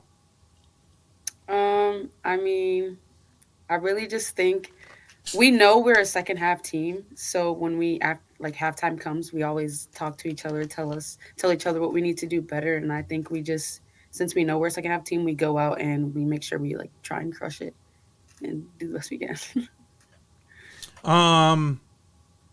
AB, you're the one who handles the ball the most, so you're the one who's probably dealing with this slow burning offense. I got to fix your graphic, by the way. I've got you as a senior. I hope you know you're graduating after this year. My mistake. No, you're all good. But AB, what's it like? You don't seem to fret. You seem to know that this is what's going to happen. You also had that happen on Saturday. How do you keep your wits about you in that moment? I think the point guard position is heavily looked to as a leadership position. And when I'm on the floor, I kind of know that I'm setting the pace and the tone for the rest of the team. Whether that's, the actual pace of the game, pushing the ball in transition, things like that, or just kind of like just my demeanor. Like if I look panicked, I feel like I'm gonna like project onto the team. Um, and so I always have confidence in, like Shania said, we've known we're a second half team. So I just try to keep that composure, and yeah, when we get to regroup in the locker room, that definitely helps You can get yelled at by all Nate come together Davis. and get on the same page. No, not that. Just but when we're all in the room talking about how we each are seeing the game from various perspectives on the court, it really helps. That way we can help each other out to succeed as a group. Yeah, I'm obviously kidding because I know Nate's listening, so I'm poking the bear a little bit. You guys say second half team. I call it a second quarter team because that's where you as a unit seem to really start clicking along. And I've always said, if a team's got a lead, if they can hold you down in the second quarter and get into the second half with a chance, then we've got an interesting game. But you're right, the third quarter, you guys come out of the halftime sometimes absolutely on fire and can put a game away that is close. Johns Hopkins earlier this season comes to mind. Put it away close, right then and there in the third quarter. All right, let's go to Saturday. You don't have Arnold. You've slow burned a little bit. You've gotten going. They've gotten up by, I think, 8 or 10 points on a handful of occasions. You get to the second half, you're still down, but AB, you guys make that run in the third quarter that got you in it and actually gave you the lead briefly. But they came back. That's not all that common this season. How'd you all handle that? Because they retook the lead and got back up by a couple of possessions. They did, yeah. I think it was new for us. Not that we don't have close games, but like you mentioned, it maybe doesn't swing back the other way quite so late in the game. So yeah, maybe something we're not used to, but I don't know. I think this team has kind of just this relentless effort of we're not losing today. And we were not ready to let our season end. And when it just all comes down to it, we haven't been here before. None of these players have been here before. Coach hasn't been here before. So I think we really left it all on the line because there's no reason not to. So we kind of just really left it all out there. And yeah, I mean, we came out with it, but it was a tough one. I like how you just told everybody Nate Davis doesn't have the experience. It's outstanding. Whoa! I kid. Whoa. Shania. Equal experience. Yeah, no, I know. I'm kidding. Shania, in the press conference, I asked you this question because you all were down by about 8 points. It was 58-50, I think it was, with about 5 minutes to play, and there was a timeout. And I asked if somehow where you disappeared to put on your Superman outfit or Superwoman outfit, because you come out in the closing 4 minutes and score 8 points, block 4 shots, and get 4 rebounds. You took over that game. Shania, no disrespect. You are a 54% free throw shooter, and you went 6 for 6 down the stretch from the charity stripe. You took over the game. You were blocking shots in the paint. You were blocking shots at the 3-point line. Every time they got momentum, you said, bleep it. So the two parts of this question are, first, where do you change outfits? That's the first. Where is this change take place? I got to keep that a secret. No. Coach is not here to protect this. I want to know where Shinya Lee goes from the laid-back lady I see and turns into an absolute beast. I mean, I don't know. I really just did not want to lose. I didn't want that to be our last game. I didn't want us to be our last time playing with each other. And I just So that's the second question I have. What's in your I'm fascinated because I get what you're saying. Because everyone's got a last game, right? Mm-hmm. But what went through your head at what point where that clicked? That thought clicked. I know we were eventually, like at one point we were up, and then I was like, okay, we obviously have a shot. And then they came back. And obviously I wasn't in at the time, so I was getting a little scared. Yeah. And then the fourth quarter came in with 5 minutes, and I was still like sitting on the bench. And I literally was like, Shania, you have to either go off or go home. Like, I don't know. So I think I was just like really like, I don't want this to be our last game. And I just wanted to at least like keep going, make history, and just go off for my team. Before I get to AB about all this, one other thing that amazes me about you, Shania, is the way you play defense and the way you get blocked shots. First off, there's the one against McDaniel where Bennett, sorry, AB, broke her ankles. Broke AB's ankles. Not mine. It wasn't you? Who was it? I'm not name dropping, but it was not me. All right, I'm going to start dropping names till you admit it. It's either Kimberly Hopkins, Ava O'Neill. Who is it? None, actually. None of those. All right, I'll keep going through the roster. No, it was a good block. Anyway, somebody gets her ankles. Oh, I just remembered who it was. Yep. You don't have to say it. 2-2. Shania came out of nowhere to get one of the most amazing blocks I've seen. You have this ability, even when the person's on you, to get these blocks, and you don't commit a foul. You don't swing through the player. You don't make body contact. You do this amazing job of staying right in it. Where does that skill set come from? Because there's a lot of great blockers out there who don't have that skill set. They'll commit fouls half the time. It's kind of ironic because I was just talking to my mom about this the other day. I actually don't know where that came from. She essentially just stuck me in basketball, and obviously in the beginning I sucked. So my dad eventually told me, well, if you can't score, you have to stop people from scoring, and that's called a block. So you need to learn how to do that. And I did. Yeah. So. Well, Shania, you do an amazing job with it, one of the best in the country. And that was part of that comeback. AB, from your perspective, was there a moment that clicked for you, or was it Shania just literally starting to go off? Because it seemed like it sparked everyone. I think it did spark everyone, and I caught that watching the game back. But to be honest, while we were in the game, it felt like it never felt like our team didn't have this. It felt like we were working together. Sure.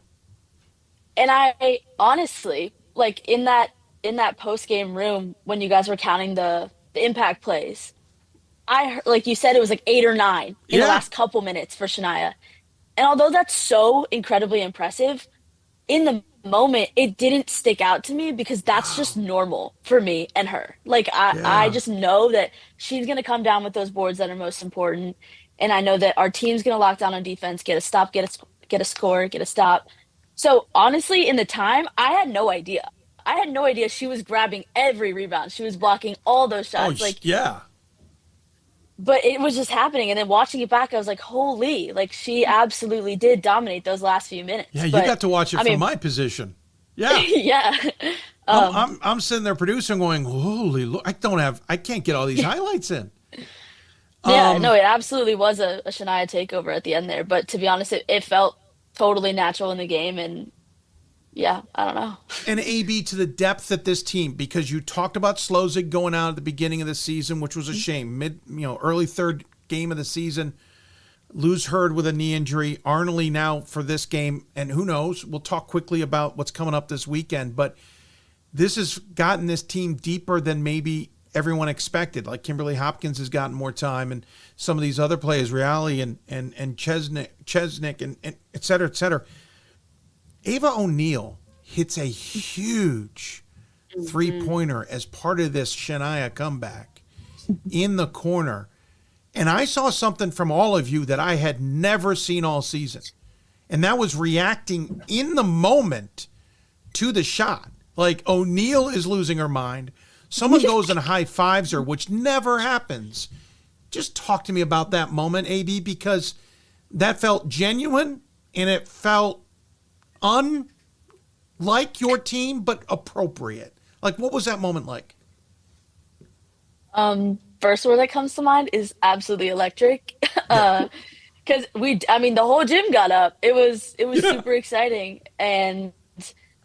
But But I mean, I said this also in the post game. Like, I wouldn't expect anything else from Ava. She can knock him down to practice. She, maybe hasn't gotten the chance to display that she can hit those outside shots to the caliber that she can quite so far this year.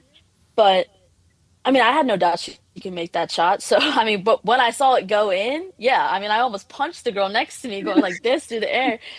But yeah, I mean, it was a very exciting moment.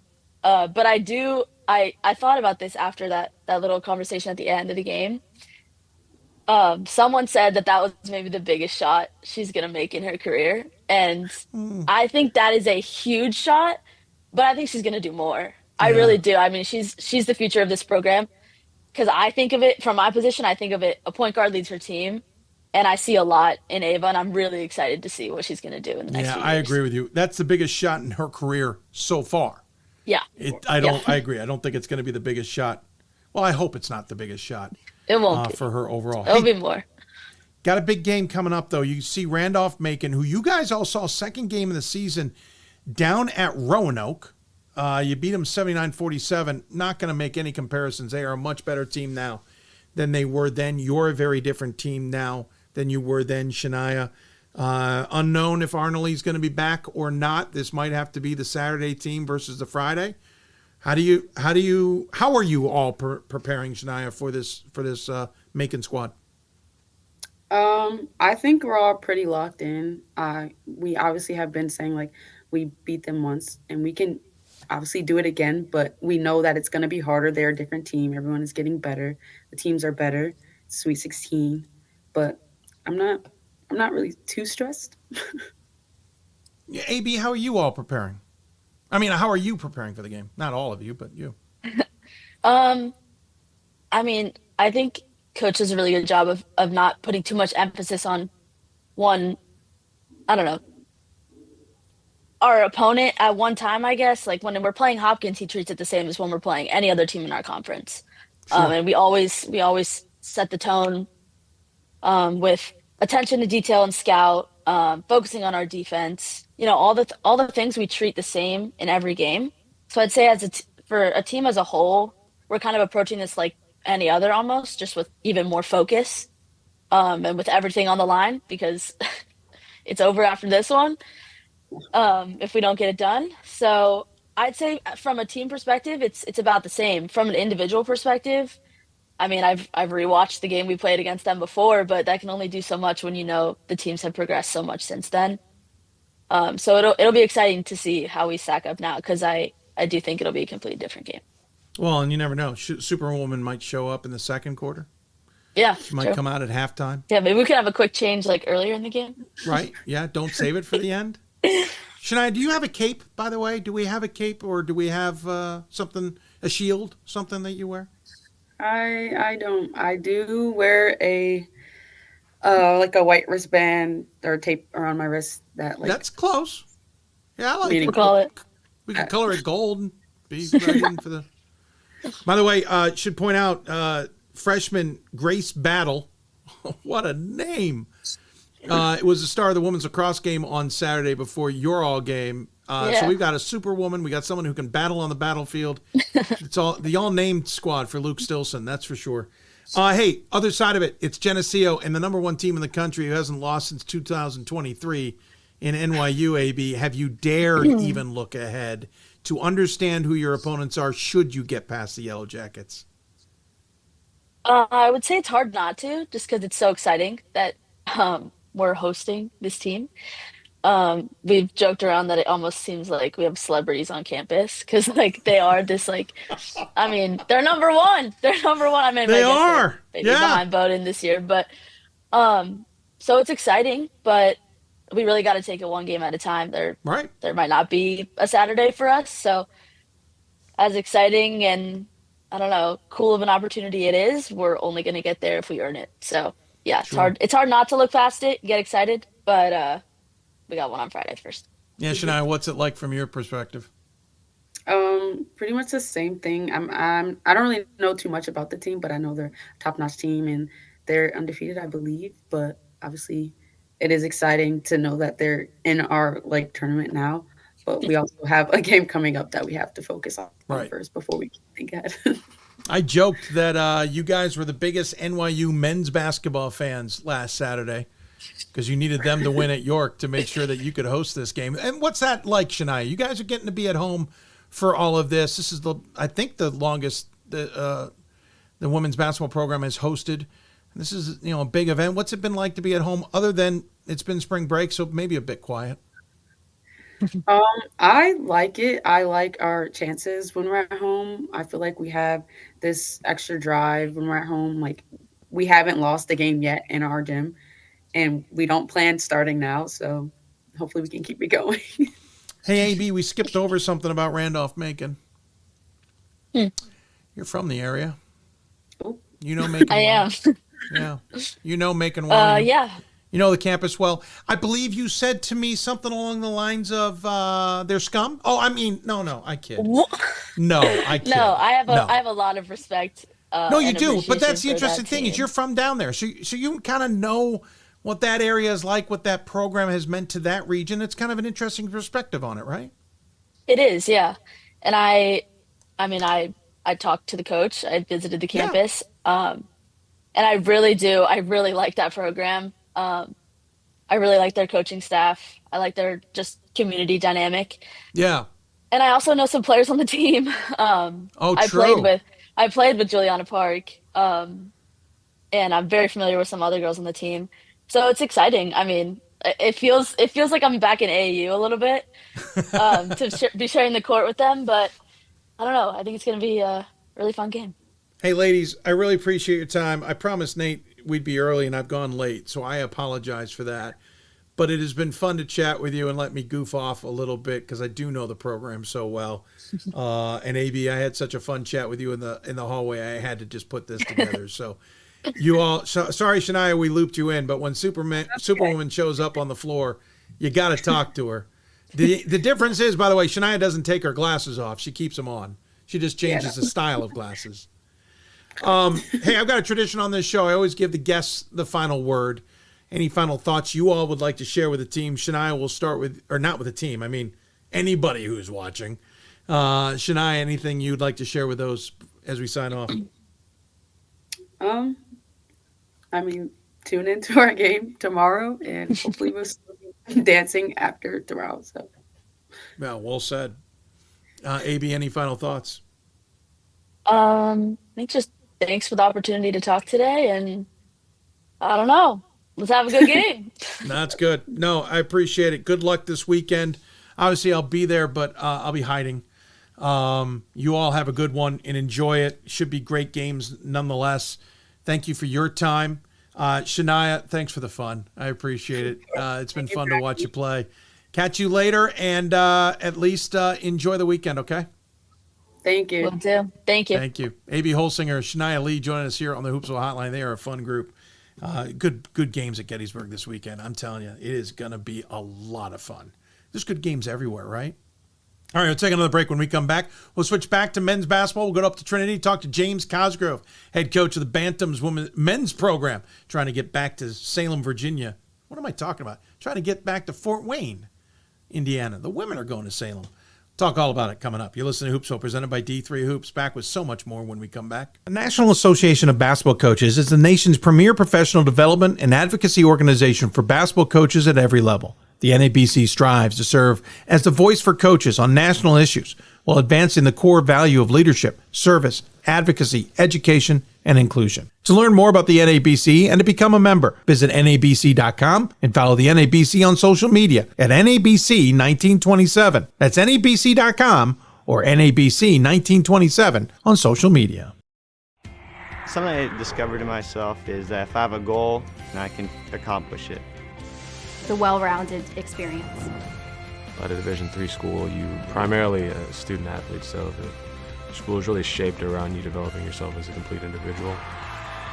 It helps a lot that you have a family with your team that can guide you.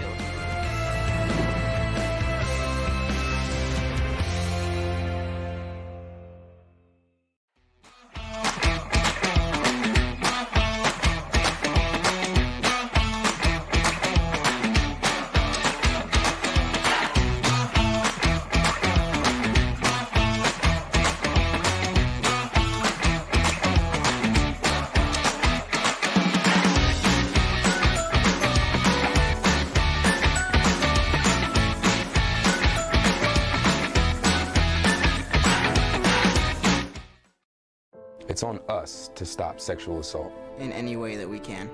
To get a friend home safe. To never blame the victim. It's on us. To stand up.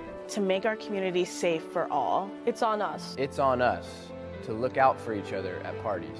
It's on us. To be more than just a bystander. To step up and say something. It's on us, all of us. To stop sexual assault. Learn how and take the pledge at itsonus.org.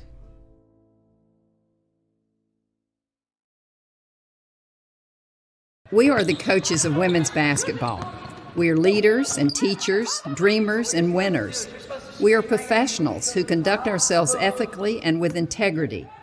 We place the education, safety, and well-being of the athletes we coach above all else and teach them the fundamental values they need to succeed in life. We are coaches united for the good of our game and those who play it. We are the WBCA. I learned a lot of valuable lessons playing college football. I never thought about the health benefits of exercise until I actually started to talk to coaches in college. It's not only just for performance, it's for life. My coaches instilled the importance of well-being, not only building up strength, mental health, getting enough sleep, eating properly is all what it is to be healthy. I decided that I want to go on a personal trainer and share my knowledge that I obtained in college about physical and mental well-being. For the love of the game, but for those of us who are Division III student athletes, it's more than that, a lot more. Sure, the game is important. But as we work so hard to build both mind and body, it's more about team. That is why NCAA Division III teamed up with Special Olympics. And in giving the gift of sport to those for whom it seemed an impossible dream, we are working to make this a better world. Help us keep that dream alive. You can make a difference. We've got more schools than Division I, more fans than Division II, and more upsets than March Madness. There's nearly 850 programs with over 11,000 games leading to 2 national championships. And we've been covering it all for over 2 decades. From Eastern to Occidental, from Puget Sound to Piedmont, from Southwestern to the University of New England, and from Hope to Calvin. Nobody covers Division III basketball like we do. We're D3Hoops.com at www.d3hoops.com. Welcome back, everybody. As we continue along on this Hoopsville, if you got questions for us, you know how to get a hold of us. Lots of ways, whether we're live streaming on our Simulcast on Facebook and YouTube, whether you're emailing us or interacting with us on social media. Lots of information on the bottom of your screen. I am your host, Dave McHugh, running long on this big show. On the night before we get into the round of 16, believe it or not, in a matter of 30 hours, we will be down to just 4 teams on both the men's and women's side. On the men's side, when you dive into it, you kind of realize one of the teams, well, there's 2 teams that could get back to Fort Wayne, but one of those teams is playing really good basketball. The Bantams of Trinity have had an outstanding season. We know that. But what blows me away by them is what the stats say about how good they are this season. It's a program that maybe even at a 4th ranking, or 3rd ranking, I should say, is better than that. But there's so many good teams in men's basketball, it's hard to say. James Cosgrove joined us earlier today to talk about his Bantam squad. Now joining us on the Hoopsville Hotline, it's the head coach of the Bantams of Trinity. It is James Cosgrove. Coach, good to have you. Thanks so much for finding time today. Thanks for having me, Dave. Really appreciate it. I appreciate it. Absolutely. It's great to have you. I know it's a busy time of year, but it's a good time of year, right? This is what you guys all aimed for, and you get to be home this weekend.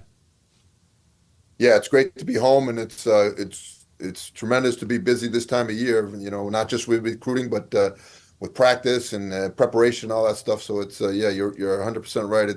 It's kind of neat to be that busy right now. So we're excited for it.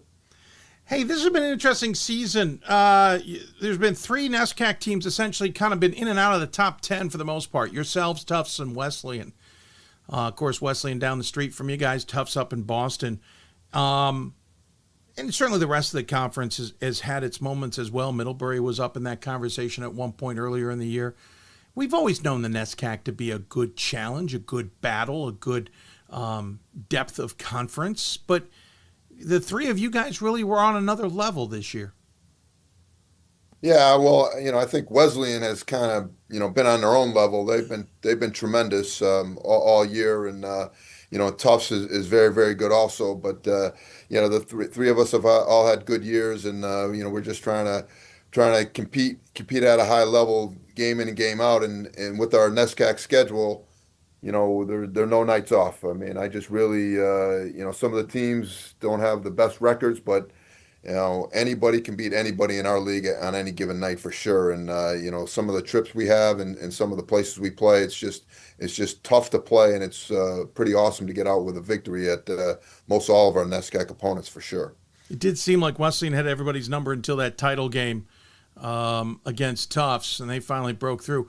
It's weird. Tufts seemed to have your number this year. It was probably the two games that stood out to me as being the most un-Trinity-esque.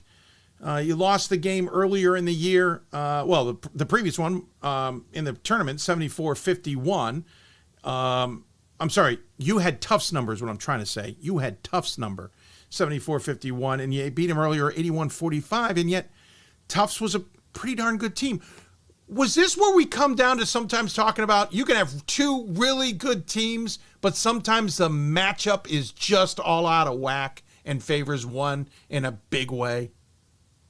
I don't know about that. I mean, I think the first game they had just come off. They had almost beaten Wesleyan at Wesleyan, and they have to come play us the next day. So that's a tough turnaround for them. So that was one thing. And then in the conference game, I just think we played well, and it's kind of one of those things. I don't know if it's a matchups or we kind of had two pretty good nights, and they probably had two off nights more than anything. So I just think they're a very, very good team, and they're tough out no matter where or when you play them. So I think it was just two great wins for us for sure. Yeah, certainly were solid wins. I know it certainly made me evaluate how you guys were as a program in terms of top 25 voting. Listen, when you look back at your three losses, none of them are really bad, right? You lose a double overtime thriller of a game to Babson, interestingly, by 10. They score 99. You lose to Williams in a classic Williams game, 56-51, and you lost to Wesleyan, 72-63, before then turning around and beating them in a conference title game, 75-67. Those three losses, though, really, they felt like ones that you guys learned a lot from.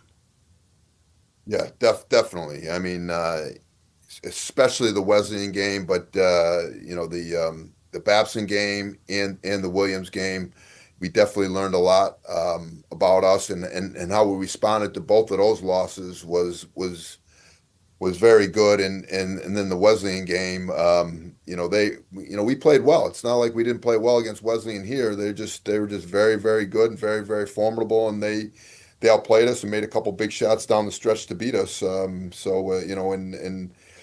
really helped us too. And I think we had a turning point after that loss that has definitely really helped us for sure. What was the key in the conference title game? You beat them by 8, hand them their first loss of the season. It's a semi-home game, as it's not that far from campus down in Middletown. But what was the key in getting that win? Because I'm sure driving to give them a loss is always a great motivation, but that's a great thing to say on paper. It's not easy to do on the court. Yeah, and the Wesleyan Trinity rivalry is tremendous, and it's doesn't matter who has what kind of record. I mean, it's always going to be a battle, and it's always going to be a tough game, no matter if it's at Wesleyan, if it's at Trinity, and I think anybody who's familiar with it would understand that, would say the same thing. And I think down at Wesleyan that day, I think we made some shots, and to be honest, I think here the game was very, very close, and they made some shots down the stretch to beat us. And I think at Wesleyan, we made some shots down the stretch to beat them. So I think we're both right there with each other, and it's going to be nip and tuck every time we play, and it's going to be a battle, and who can make some plays down the stretch is going to win the games, and what happened at both places, to be honest with you. Opening weekend of the tournament, I don't want to say you had it easy. I know every game, despite what the score looks like, is not easy, But you beat Newman 76-60 in the opener, and then you beat Keene State 93-78 in the second one, obviously putting up a lot of points against the Owls. How did the weekend go from your perspective? Yeah, I mean, both games were tough, and the final score didn't really indicate. I think it was a 1 or 2 possession game in the second half with both teams at one point. So, we stepped up and made some plays down the stretch and got some good stops down the stretch of both of those games. We against Keene to make some plays to pull away a little bit at the end for sure in the second game this past weekend. Western New England sits ahead of you on Friday. First time they've been in the tournament in a long time. They've already made waves. They beat another NESCAC foe in Hamilton by 10 on the opener, and then beat Montclair in a road game 79-61 in one of the more interesting pods in that opening weekend. Obviously, Western New England is not far from you either. You guys know them well. They'll probably travel well if there's any indication of what I saw with their women's team at Gettysburg this past weekend. What do you expect from the Golden Bears, and how do you expect to match up with them? Yeah, they're very tough squad. They're very well coached. They play hard. They're physical. They have a couple fifth-year guys. They have a bunch of seniors. So they're definitely going to be more than ready to come in here and play. So we're going to have to be ready to combat that for sure. And they have a lot of different scoring depth. Outside shooting, inside shooting. So they're definitely a team that's gonna be a tough out for sure. Colin Tabb might be somewhat familiar with you guys too, right? For sure. Colin's done a great job there, and he's one of the all-time greats at Trinity as a player. So, I think he's going to be excited to come in here and play and coach also, for sure. And I know you're not looking ahead, but you do have Roanoke and Catholic on the other side. I'll ask a question about just the game being at Trinity in a moment, but Roanoke and Catholic on the other end, I know probably others are tackling it, but any first blush thoughts on the Maroons and the Cardinals? You're not getting me on that one. I'm not trying to get you on anything. I'm just curious. No, hey, we're just honestly, really, we're just concentrated on Western New England, and we're, if we're fortunate to get through them, we'll dive in, and watch those guys extensively, and then the 24 hours we'll have, or 20 hours we'll have leading up to it. But honestly, we're just, as far as I'm concerned, we're just fixated on Western New England and to get through Friday night for sure. Oh yeah, I know you're looking at the Golden Bears. I'd be asking them the exact same question, because you do have such a tight turnaround that you have to have at least the scouting going somewhere. Somebody's got to be looking at those two, and I just didn't know if you had a chance to at least kind of first blush. To that point, by the way, old school D3. This game would be at Catholic, barring they didn't put in paperwork, but all things equal. This would be at Catholic because we'd be reducing flights. We want to make sure everybody can get within 500 miles. Somewhat new school D3, trying to reward and give the higher seeds those hosting opportunities if it means one flight, which it is for Roanoke. That's a big development here. You guys get to be home for a second weekend. That's got to feel good for you guys, even if a lot of people say, listen, you win anywhere, you're good enough, but you're at home. That's got to be a nice nod to all of you, and the opportunity's got to feel good. Yeah, I'd be lying if I said we weren't excited to be home. I mean, the old cliche, and we have played very well on the road, and all that, but it's nice to be home.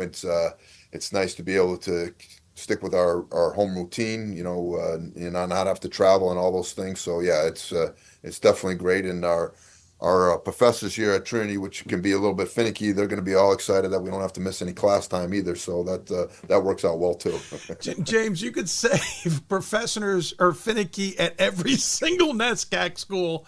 Some NUMAC schools, a lot of them, but definitely almost every NESCAC school. I think you could say that about those said professors. Tell me about this team. Listen, you're outscoring your opponents by about just a smidge under 20 points a game on the season. That's pretty remarkable. And again, we point out those games against Tufts that weren't all that close when it got to the end. But tell me about this unit, because I consider 4 guys in double figures in scoring, and Vetter at 16, I know I'm going to say Gerald's last name wrong, so I'm not going to butcher it. 12 points. Lazaire at 11.3 and Barry at 9.6. Just those four guys alone, and I know there's other pieces, we'll talk about them, but those four guys alone, that's a lot of options on the offensive half. Yeah, no doubt. So, Henry Vetter, and I'll help you, Jarrell Okarugo, Drew Lazar, and Jared Berry are all tremendous options for us, and we try to put things together offensively for them to maximize their capabilities and their strengths, and they've done a great job of carrying the load for us offensively and defensively, those guys. But those four guys have been very, very good scorers. We have Will Dorian, who's a fifth year guy for us. Who's been a catalyst as far as getting the ball to those guys and making things happen. And then our big kid Tristan Davis has been terrific in the tournament, and is just a guy that's can really rebound, can really block shots, can really defend and really disrupt things. So that's six guys we talked about right there, and then we've been going 9 or 10 deep, and our other guys off the bench have done a great job. Trevor McDonald and Sean McCarchick are two veterans that have done a great job for us, and then also David Ailes has done a great job as a freshman, and Paul Jordan has come in and given us some quality minutes also. So I think we have great depth, and along with our great scoring prowess and our defense that's kind of propelled us to get where we are right now. You shoot better than 44% from the floor, with 8 guys shooting better than 40%, including, as you mentioned, Davis at 56%. I was quickly looking up your shooting percentages, and then it stunned me how many other things you guys are kind of top 25 in or whatever. Quickly on your shooting percentage nationally, and I lost it because I went and moved the darn mouse. Oh, there it is. It's only 38%, interesting enough, at 41%. I gave you guys a few bonus points there, but 5th in the nation in blocked shots, 25th in assists per game, 8th in assist to turnover ratio, 13th in field goal defensive at 39.7, 35th in the amount of fouls you're called. You don't get called for a lot of fouls. You are 4th in the nation in free throw percentage at 86.7, number 1 in made free throws per game. Rebounding margin is 14.5 to the good. That's 5th in the nation. 22nd in defensive rebounds, 9th in offensive rebounds, 14th in total rebounds, or rebounds per game, I should say. Scoring defense is 15th in the nation at 69%. Scoring margins, 8th in the nation. Scoring offense is 14th in the nation. 3-point attempts is 16th. I know that's all stats, but James, that is a lot of things that are just racking up that I think have subtly, I don't think people have picked up. You guys have probably one of the better teams statistically that I've seen in a long time. Yeah, and like I said, we have, we have a lot of good players and a lot of guys who work hard and get after it on both ends of the floor, and I think that's kind of been what we've been about. And I got to tell you, we have a lot of good kids, a lot of good players. That's you don't do that without that for sure. And a lot of guys, and we can kind of throw waves at people as far as different combinations, different players, and I think that's helped with all those things you're talking about. Yeah, but by the way, you only turn the ball over 9 times a game. That's top 10 in Division III too. So you're caring for the ball, you're shutting teams down on defense, you're taking advantage of your opportunities on offense. That certainly comes together, but I know this is a game-by-game situation. You cannot rest on your laurels. So what's the conversation in the locker room, either at practice or before this first game, that you get the guys focused and understand, here's what we got to do?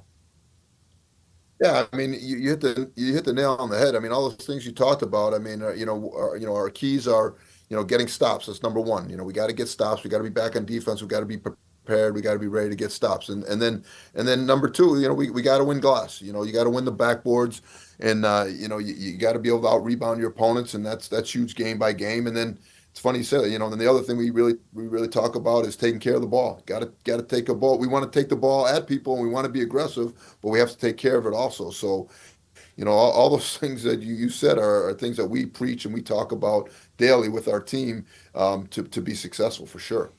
if I'm tuned into your game, what is it I should key on before the first media break that lets me know, and there might be a couple things, your team, it's going well tonight, and this is the game plan, or things are not, and you're going to have to make some adjustments or fine-tune some things?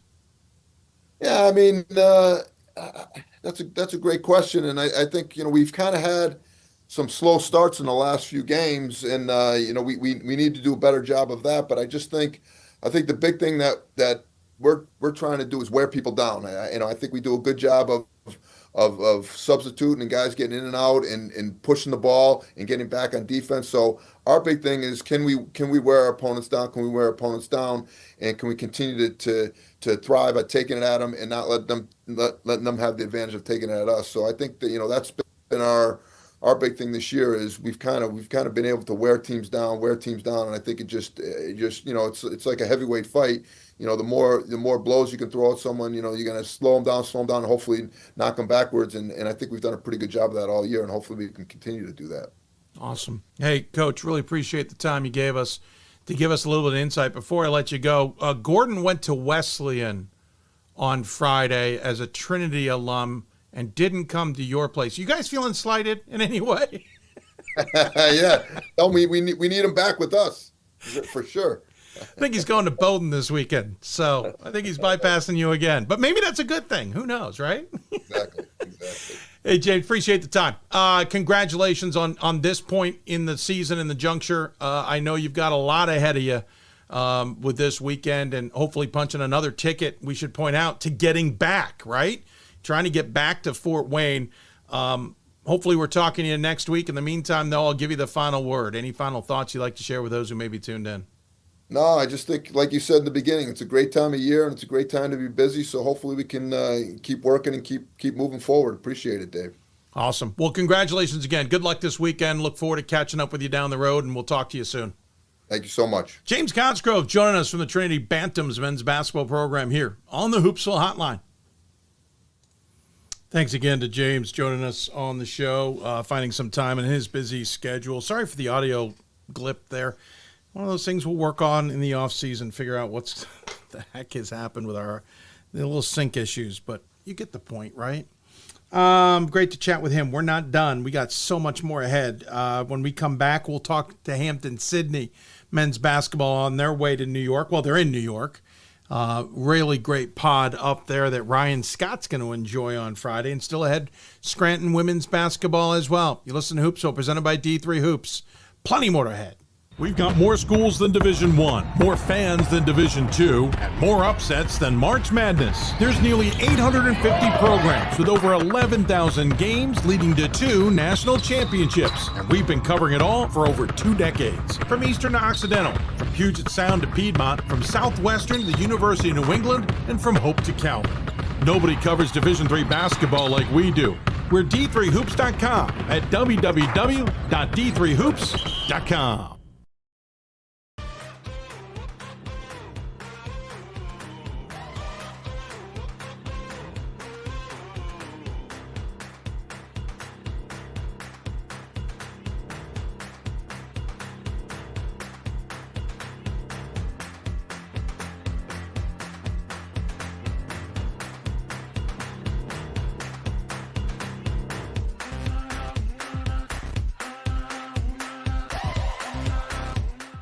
The National Association of Basketball Coaches is the nation's premier professional development and advocacy organization for basketball coaches at every level. The NABC strives to serve as the voice for coaches on national issues while advancing the core value of leadership, service, advocacy, education, and inclusion. To learn more about the NABC and to become a member, visit NABC.com and follow the NABC on social media at NABC1927. That's NABC.com or NABC1927 on social media.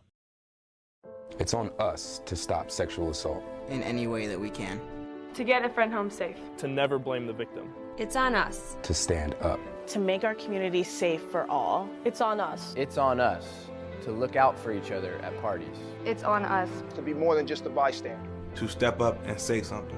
It's on us, all of us. To stop sexual assault. Learn how and take the pledge at itsonus.org.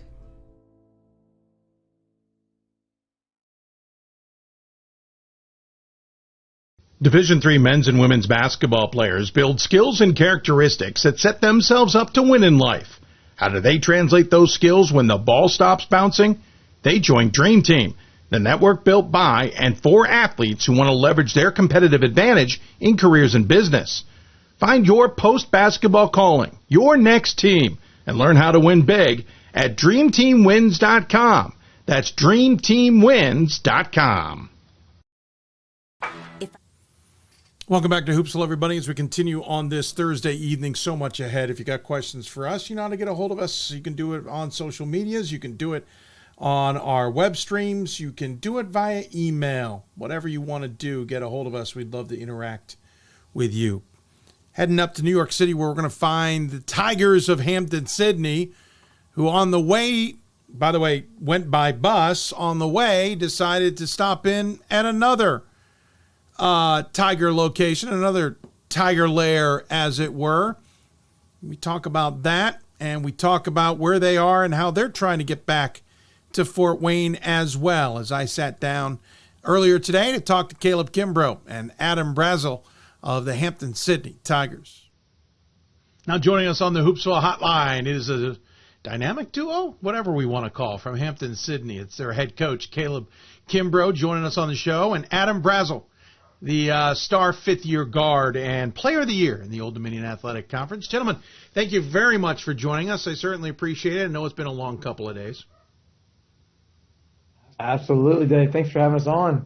It has been a long but very fun couple of days. Very quickly, you may hear a dog barking in the background when we record. Normally, Tucker's very well behaved, but there are people home today, and so he is a little bit feisty right now, and they forgot that I'm recording. So we'll enjoy Tucker's appearance in the backdrop. Adam, we'll start with you. Obviously, this is the goal, right? You guys have known for years that you're a very good basketball program. Being in the NCAA tournament is what you wanted to do. Second weekend is certainly part of that. So this is business, right? Certainly a lot of business, with also a good bit of fun, and taking everything one day at a time, one practice, one moment at a time, and just trying to make the most out of it, because it's my fifth year. I don't think I get a sixth one. Well, no. Unfortunately, those exemptions are now over. Even though I have a feeling your coach would kill to have you have another year. Caleb, that's the thing, is Adam and his class have been dynamic to bringing the Tigers back into this national conversation where they have been missing for a long time prior. Yeah, I mean, Adam is a big part of I think the success we've had over the past 3 years. He and several other guys that came in, and I think when we identified the type of guys we wanted to bring in, it was definitely guys that came from winning programs. Adam came from a program in Providence. Now Providence Day was Davidson Day. The coach was at Davidson Day. Now he's at Providence Day. Ron Johnson they were state champions, 30-1. Really knew what they were doing, and we knew he brought that level of competitiveness and understanding of what it took to win as a team, because they had so many really good players on their team. And we've been blessed, man. He's a tireless worker, and it's really starting to rub off on everybody around him. I can't believe you're in your sixth season. I had to double check that, Caleb.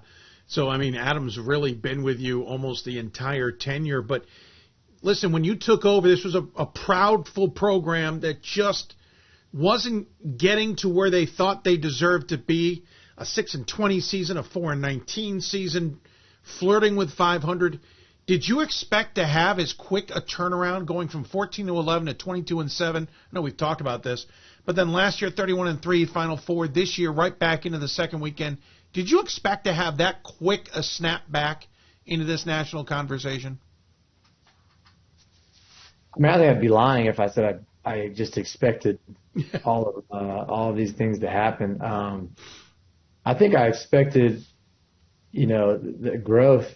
I mean, Hampton-Sydney is set up for success. I think just with what the school does in itself, and the support you get. I mean, we're about to go from the hotel here after we do this to go meet with all these New York alum and, people that have traveled up to see the game and have a meal with them and and hang out for the afternoon. I mean, you don't get that everywhere at small school, and it's. I knew there was that, and I was like, we identify the right guys, and we just put our head down and roll up our sleeves. You know, one of the big things is we wanted to really stop talking about just what had been done in the past and focus on, you know, the work that needed to be done now. And we just locked in on that. We created a vision for the program. We tried to you know, dive deep into, you know, what is our culture? What do we hang our hat on? You know, what's going to get us up in the morning? What are the controllable things for us? And I think once we started to really focus on those things as a staff, we definitely started to see the development of the players. And then, you know, I think Hampton-Sydney attracts, you know, some of the best. So we were excited to see, you know, what each year would hold. Listen, as one who graduated from a high school of all boys just north of where you currently are, who was recruited slightly by Hampton-Sydney because of that, I am not surprised in the slightest that you've got a huge following in New York City. Doesn't surprise me at all. And when you came in, did you appreciate that history that the Tigers have had as a program, and where that department was hoping to be, and bringing Caleb in and all that? Did you have that appreciation, or was that something you grew to learn as you got to Hampton-Sydney and evolved? It's probably a bit of both. I think, you know, if anything, there wasn't a lot that I knew as a freshman, but I definitely knew about the history of our program, and it's hard to ignore when, you know, the banners take up half the gym, you know, and on every side. And so, you know, you look around and you see all the great teams and great players and coaches who came before you, and it's hard not to be inspired by that and want to get back to that. And, you know, if you look on my, like, player biography on the Hampton-Sydney website, you'll see, like, you know, what is my goal here at Hampton-Sydney, and one of them is to restore the basketball program to, like, a national powerhouse or something like that. And so it's really been awesome to see that kind of come to fruition. But I definitely think that I've had a lot of respect over the years, and I've learned a whole lot about the history of our program, you know, from guys like Ryan Odom and TJ Grimes to Harrison George, you know, and everybody in between, all the way up to Ryan Clements, Davidson Hubbard, and Russell Turner way back when. So it's like, you know, the respect that I have for those guys, and I just love the history too. I love learning. I love meeting those guys and connecting with them through Hampton-Sydney basketball. It's a beautiful thing. Yeah, the quote, YHSC, the coaching staff to fit the small school and to help the basketball turnaround. I mean, obviously part of the sell. Listen, here we are, second weekend of the tournament. Guys have had a pretty good season in what is absolutely, Caleb, we've talked about it many times, become an absolutely bonkers ODAC. Maybe the middle wasn't as competitive as in years past, but the top was just as challenging. You can't overlook the middle. Even Ferrum on their way out the door here to D2 has been a challenge for many. You lost to Gettysburg early in the season, a team that it was certainly good, got in the tournament themselves. Lost to a very good John Carroll, surprisingly out in the first round. And lost to your alma mater, Guilford, Caleb, which I think is part of the contract, if I'm not mistaken. I think you're supposed to drop one to the Quakers once a season. But also Roanoke and Lynchburg right in that conference tournament end of season range. What was the season like, Caleb? From start to finish, you guys seemed to be really good, but had a couple of moments, especially 2 out of 3 at the end, where maybe it wasn't in sync. What was going on in your mind? Yeah, I mean, I think it was a combination of things that was going on throughout the year. I think it's tough. You go into a season after winning an ODAC championship or winning and going to the national championship game, and you really have this fire to want to do that again, but you understand you've got to refocus.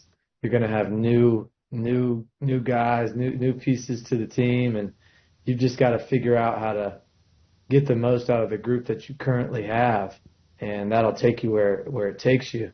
And I think early on, you know, having so many newcomers, I mean, we got by, you know, we hang our hat on the way that we want to defend and the way that we want to rebound the basketball. And we were scoring it at a high rate early in the year. And, you know, I think we got really excited about that. I mean, Adam had some monster games, you know, 30-point games, several 30-point games. And, I think when we continued to stress, I think it was a little wearing on maybe some of the new guys. Like we just continued to stress, we need to get better in these areas, even when we were winning games. And I think there's a few times where we didn't make the shots. John Carroll being one of the games you're talking about, or maybe we just didn't bring the level of enthusiasm that they typically have in the areas that we want, and it didn't go our way. So it was, the Lynchburg loss was pretty devastating. I think guys thought we were just going to show up and be able to advance because that's just what you do. Right. And it was a wake-up call for us to be able to continue as a team. I thought, as bad as that stung to lose in the first round of the ODACs, maybe it was an experience our team needed to have together. Sure. Our previous team had so many tough, heartbreaking experiences, and this team had seen a lot of success and not had quite as many experiences like that. So, we didn't want that to happen, but it happened, and I think we learned a lot from it, and it helped us moving into the tournament. Yeah, we're going to hear something similar from Scranton women along the same lines of that. Adam, what's interesting is 5 losses, but the 4 of them kind of came in groups. You lost 2 of 4 between John Carroll, Eastern, Lynchburg, Guilford, end of December, beginning of January. Then you lose 2 of 3 between the 15th and 26th of February to Roanoke and Lynchburg. My point being, when you guys get rolling, you really do get rolling. And to Caleb's point, maybe the timing of those losses late kind of helps you guys refocus and get that train back on its tracks in time for the NCAAs. Yeah, absolutely. I think that's exactly what happened. As Coach said, it was a devastating loss to Lynchburg. They're middle-of-the-pack ODAC team this year, and they are really, really good. They've got some talented guys that make very difficult shots, but that wasn't what beat us. What beat us was that they outplayed us in how hard they played and how tough they played, how together they were. And that was devastating to see, on our home floor in what could have been my last game in Kirby. And so it was this real gut check for our team, and we decided that we weren't going to go out that way. And so we had a players only meeting pretty much, and we decided that, where our focus was going to be here on out. And our focus is, they don't put anything up to chance. It's just all in our control. So it's as long as we control what we can control, the outcome takes care of itself, and we hang our hat on that. So looking at it, you guys shoot about 48% from the floor, which obviously is pretty stellar, which is, by the way, second best in the nation. Actually, field goal percentage, according to NCAA stats, is 55.7.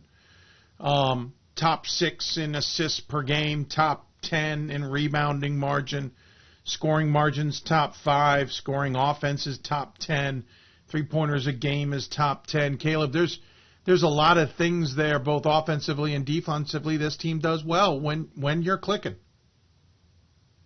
Yeah, we can really get it going. We have a lot of guys that can score in stretches. We have a lot of different weapons. We've had Travis Stickney, freshman guard for us, a 20-point game against Virginia Wesleyan. Monster game. You have Peter Moy, who goes in there, the big game when we beat Roanoke at home early in the year. He's had several others. Tug Bazell, another freshman. Eamon McGowan can really get it going from 3. I could go down the line. I think you have the staples of, Shane Fernald, Adam Brazel, but then we have this handful of other guys. And the beauty of it is everybody's willing to share the ball, right?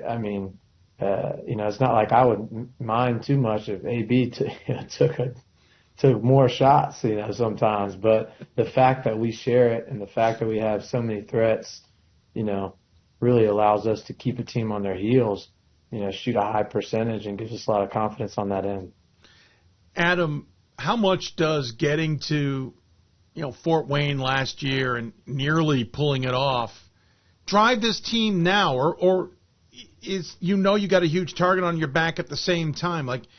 Is that enough in the past that it's about now, or is that still kind of a little bit of the carrot for you guys?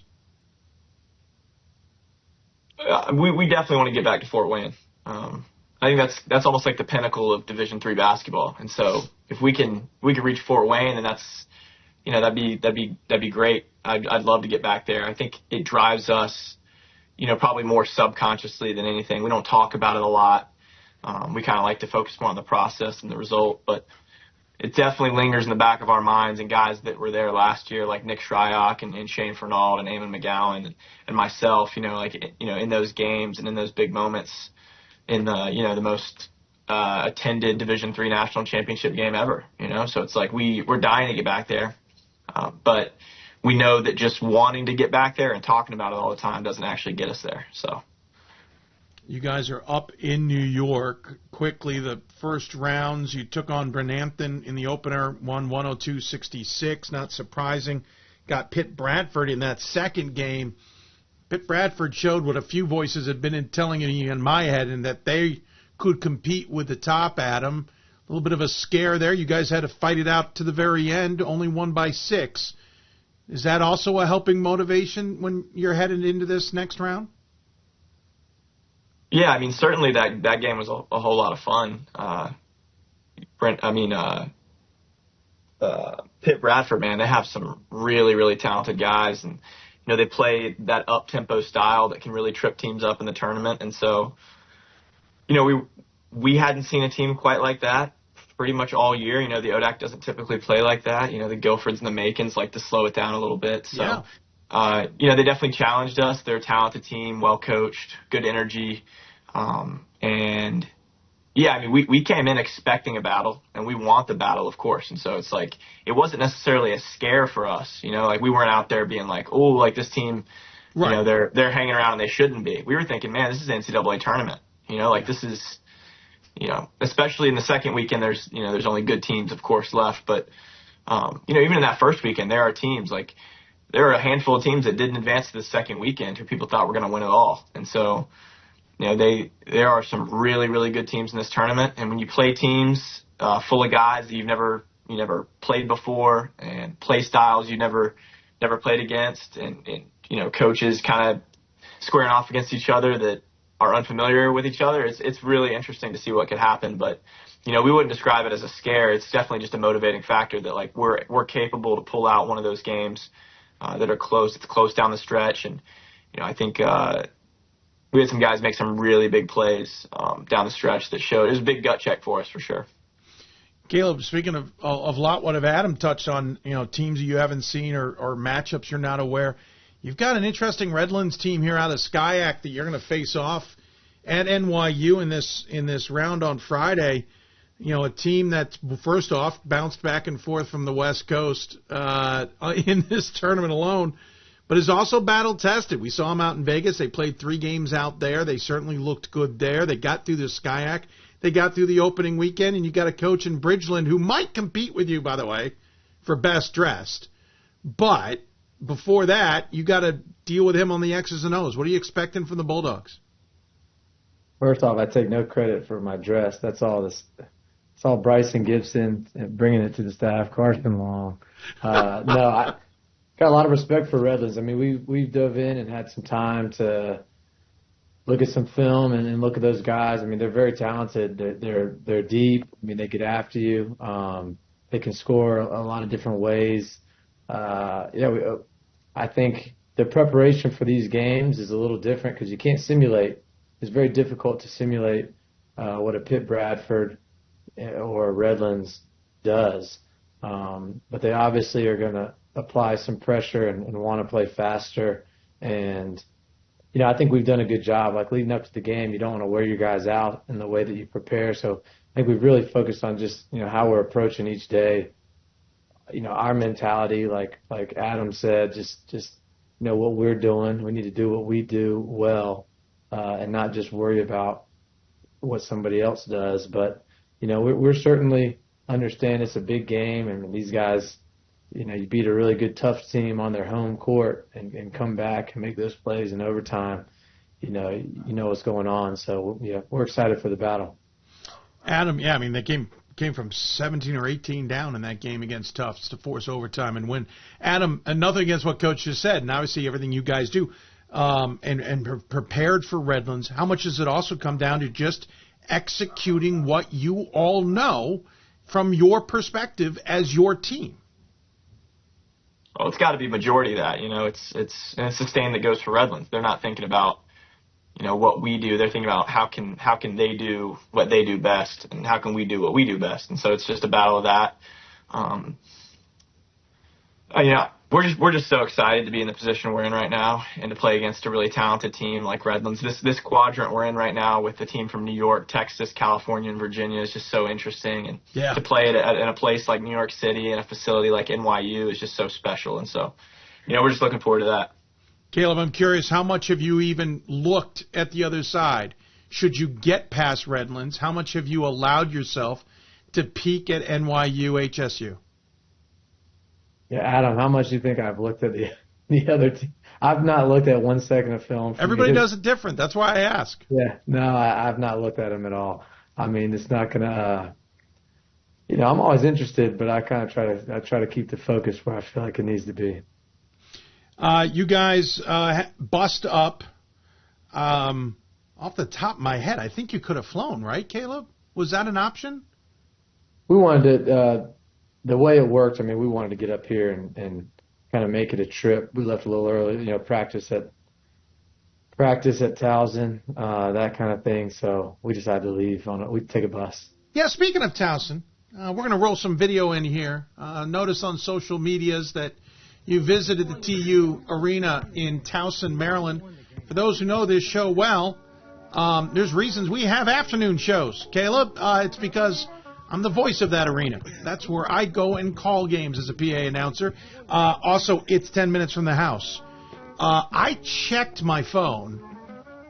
I didn't see a text or a call. I got a text from you when you were running late yesterday, but I didn't see one about you being in Towson or anything. Caleb, any explanations you'd like to give us? As soon as we get that Hampton-Sydney jersey up on the wall, you get the call to Towson. Again, these are your issues, not mine. You know. Okay. All right. As soon as we pulled into Towson, I said, Coach, you ought to hit up Dave. I think he's see? I was like, absolutely not. No jersey on the wall. Yeah, well, again, that's a you problem. It's not a me problem. No, all jokes aside, really cool to see you. I mean, for those who don't know, Towson University head coach is a former D3 grad. Coincidentally, Tufts grad. He was a point guard. Last time Towson was in the NCAA tournament, he was the point guard at Tufts, and unfortunately, they're still not going to make it this year after an absolutely bang-up season. Yeah, great experience, right? Get to go at TU Arena, get to work your way up. I saw you guys had a great meal last night. Adam, how has this trip been? How has been the experience in New York so far? It's been lovely. It's been a really good time. It's funny that the best times from these trips and these vacations are actually just the times you spend laughing with your teammates on the bus. Yeah. It's like those are the things I'm already reminiscing on from like earlier today and then last night. And as we're making our way into New York City, and it's just like, there's that iconic interview of the college player. I think they ask him, he played for Boston College. They're like, what are you going to miss most about college basketball? And he's like, man, I'm going to miss the meals. You're right. It's so true. It took everybody a second to realize what he really was saying. Yeah, it's just the team. It's just the environments, the relationships. It's, so it's been fun. And, we had a lovely dinner last night, and we're about to go do some alumni event right now, family event with the team. So should be fun. Yeah, we got to let you go because you got a good event coming up. But Caleb, it is about business, but it is about pleasure, especially for Division III student athletes. Unlike the big boys at D1, right? This is the opportunity to experience this stuff. It's amazing. I mean, we are so thankful for all the alum and supporters that have allowed us to do all these things. They've really poured into the program, and with the purpose of trying to give the young men on the team the best experience possible. So I think this evening will be a lot of fun. We had someone take care of a meal for us last night, which was amazing. I mean, it was great. We don't have the guys bring their phones into the meals, and there was a moment where I'm looking out and like the guys are just laughing and telling stories and eating eating these nice steaks. I'm like, man, what do we do to deserve this? This is amazing, So we came into the trip saying, listen, let's be present and enjoy the moments when we're together. And right when we need to lock in and be really serious, we're going to do that too. But let's not think that we can win the game when we're out at a meal, right? We're going to get to that point. Let's enjoy these moments together, and then when it's game time, we'll lock in. Oh, terrific adage. I know you were at Morton's last night. Nothing wrong with that. You don't have to. This will air after you've already gotten to dinner, so I'm kind of curious. Where are you going to be at dinner tonight, Caleb? We're actually, dinner is going to be a little all over the place. It's like this lawn game kind of area, so we'll have interesting. More of like mingling with some of the alum and families. Oh, cool. Playing some games, and then there's a bunch of restaurants in that area. Oh, okay. So it'll be a little bit more low key, but we'll be able to kind of guys will be able to go out and pick what they want to eat from a few neat spots. Right, me and Adam are walking there right after this. So it's very cool. Well, look out for the lunar eclipse. It might take place while you're out there as well. Hey, gentlemen, really appreciate your time. Thanks for finding a spot for us, even though if you did blow right past the house and not say hi. We might put the jersey up. I don't know. Macon and Roanoke are taking up some space, but you get something here, we might make some arrangements. In the meantime, though, and there's a Guilford one we haven't even hung either. So we got them up here too. So just no challenge that you don't need to accept. But in the meantime, got to let you go. Appreciate your time. We always have a tradition that we give the guests the final word. Caleb, we'll start with you, and then we'll go to Adam. Any final thoughts you want to share with those who may be tuned in tonight? No, we're appreciative of guys like you, Dave. I think I tell you that every time I talk to you. Yeah. It's neat because you've been doing this since I was a player, so you've seen it a long time. But we're very appreciative that you cover D3 Sports. It makes us feel big time. I feel like to be covered like this and to talk about our experience and get on a platform with you. So thank you, man. Well, thank you, Caleb. Appreciate that. And any final thoughts, sir?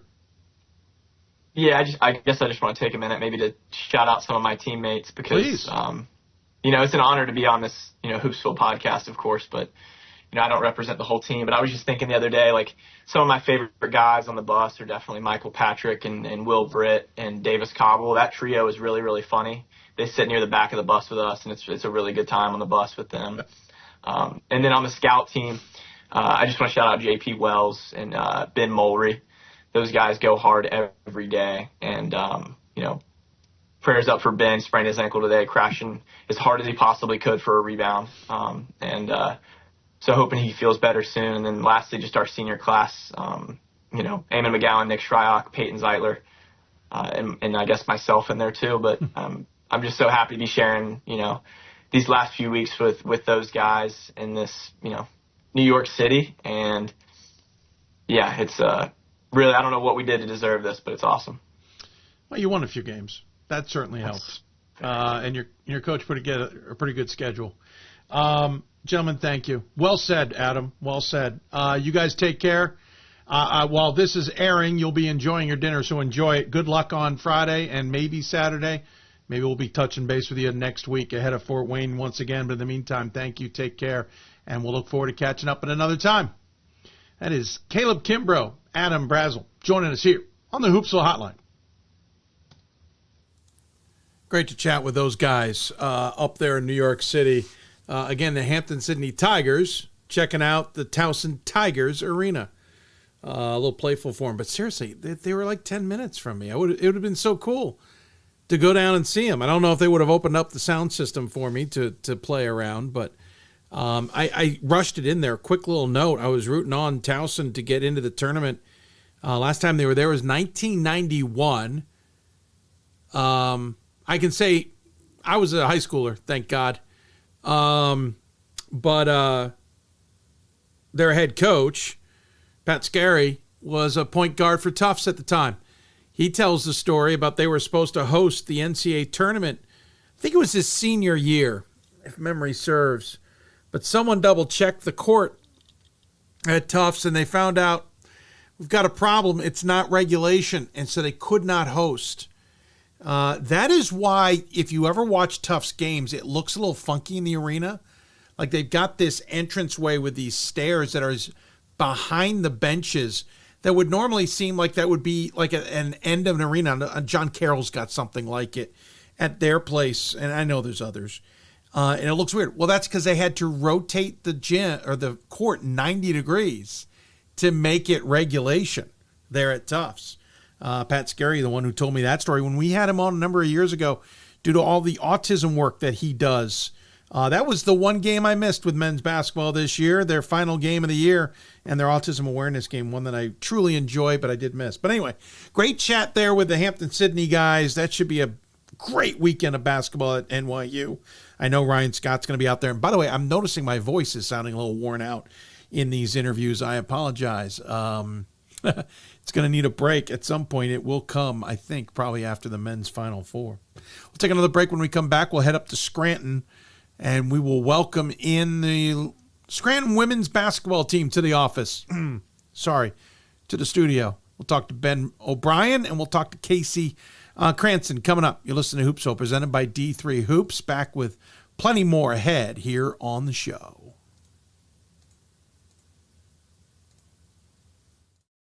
Division III men's and women's basketball players build skills and characteristics that set themselves up to win in life. How do they translate those skills when the ball stops bouncing? They join Dream Team, the network built by and for athletes who want to leverage their competitive advantage in careers and business. Find your post-basketball calling, your next team, and learn how to win big at DreamTeamWins.com. That's DreamTeamWins.com. We've got more schools than Division I, more fans than Division II, and more upsets than March Madness. There's nearly 850 programs with over 11,000 games leading to 2 national championships. And we've been covering it all for over 2 decades. From Eastern to Occidental, from Puget Sound to Piedmont, from Southwestern to the University of New England, and from Hope to Calvin. Nobody covers Division III basketball like we do. We're D3Hoops.com at www.d3hoops.com. Welcome back. Quick break because we can get it right to it. Scranton women's basketball is having a tremendous season.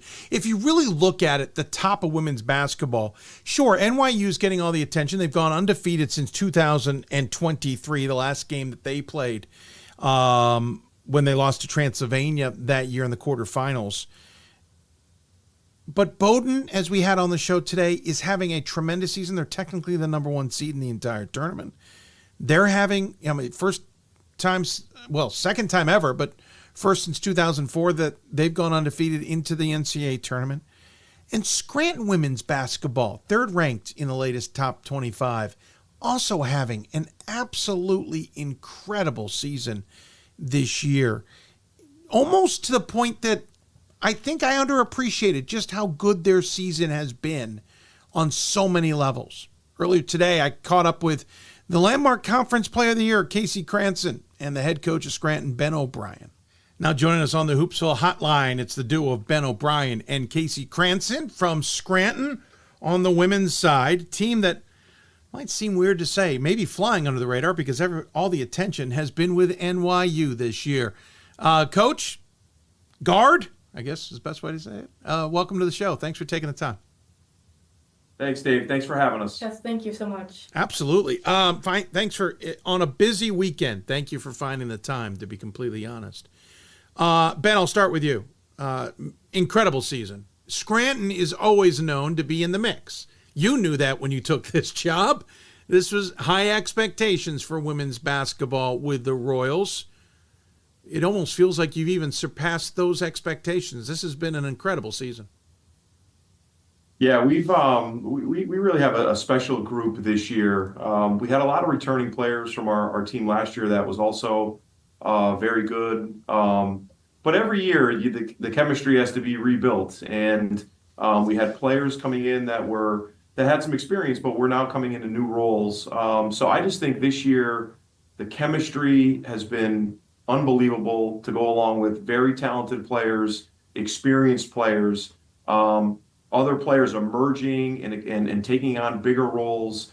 And then what we've been able to do defensively, I think, has been really, really impressive this year. Our players just get after it and on defense, are a very tenacious group and have just worked so well together offensively and defensively. It sounds so simple, but it's, as coaches know, chemistry on offense and defense and getting players to work together is an ongoing, never-ending work in progress. And our team this year has just really from the beginning of the year has found that right mix of chemistry on both ends of the court.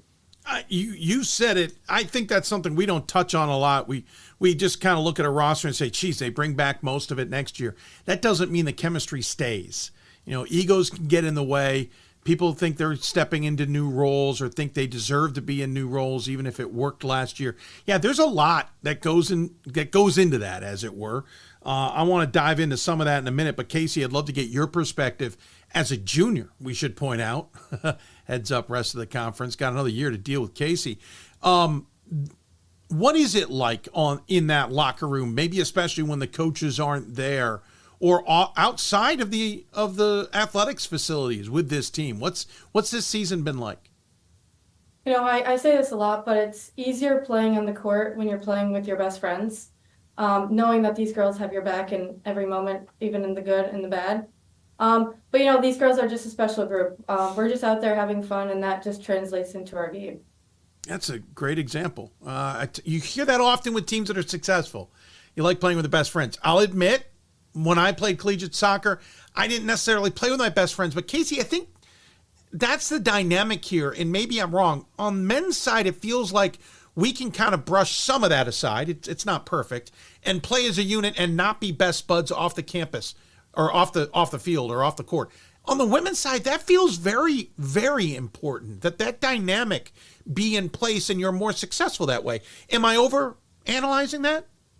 No, definitely. Like, being a female in the sport, it's, you know, harping on the idea of being confident out there. And, you know, there's some times where if you miss a couple shots, you're a little bit down on yourself, but my team especially does a great job of, you know, picking each other up and realizing when someone is down and they're there to give an extra and helping hand.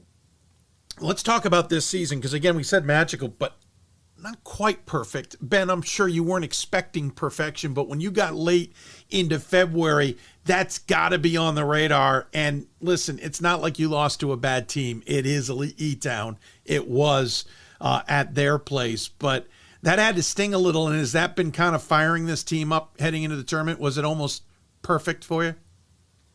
Yeah, that loss did hurt. They all do. That feeling never has not gotten any easier to deal with over time. Anytime you lose a game, it gets you to refocus. It gets you to really look at things that maybe you didn't see that were shortcomings. And I think it came at the right time. It exposed a couple of things that I thought we needed to improve on, and I think we came out in the games following that game much improved in those areas. And you know, had we won that game and had we won by a couple of points, maybe those things would not have exposed themselves. So I think, you know, I'm not somebody who often says, you know, a loss can be a good thing, because it doesn't feel like a good thing. And we're trying to win every game, and we never want to lose. But I do think that it made us dig a little deeper than we might otherwise had. And I think we uncovered a few things that were lacking. And I think we've turned maybe, you know, those weaknesses at that moment into tremendous strengths for us over the last couple of weeks. Not to dwell on the same question, Casey, but what's that moment like, or the days following internally? So, you know, after Coach left us after that game, the girls and I kind of had a talk and saying that, you know, I was kind of proud of the girls. We didn't put our heads down. Instead, we kind of used it as fuel and kind of lit a fire underneath us, knowing that, you know, that next day of practice, we're going to use this and think that, you know, every drill and every rep is more important than it was, you know, the previous day. Interestingly enough, you guys are outscoring your opponents by 34 points. I thought, you know, not York, but NYU was at 40 points a game roughly. You're at 34. Casey, that means a lot of these games are done and dusted by the fourth quarter, even halfway through the third quarter, maybe even by halftime. You're averaging about 24 minutes per game. Megan Lemonana is, I think I screwed that one up, 26 points a game, or 26 minutes a game, sorry. Romanowski is 23 plus. Harnett's about 23. I.e., you two all of you are averaging just about half to maybe halfway through the third quarter in terms of minutes. You're not on the court the entire time. What's it like when you now get into the tournament maybe and games get a little bit more competitive, where you're so used to dominating so many of your opponents, even very good ones like Catholic? Yeah, so I think that just kind of goes back to the depth that we have on our team. It helps that, Coach Ryan always mentions that the five that are on the court, pushing, doing as much work as you can, pushing yourself over the limit because we have another five that's, ready that can come in and do the same job that we can. So I think that just helps with the minutes that we play. But going into this tournament, it definitely helps. You're playing a lot more minutes. So having that extra minute on the bench does help when you have these girls that can come in and step up. Ben, we talked a short time ago with Trinity with similar stats nationwide. Number 1 in assist turnover are the Royals, number 7 in assists per game, number 2 in bench points, 21st in block shots, 7th in field goal percentage at 48+%, 2nd in defensive field goal percentage, less than 30%, top 15 in fouls per game and free throw attempts. Number 4 in points, 38th in points allowed, 7th in rebounding, 9th in defensive rebounding, 1st in scoring defense at 42 points allowed, 1st in scoring margin at 39.5. We should point out that has changed. NYU used to be the number 1 there.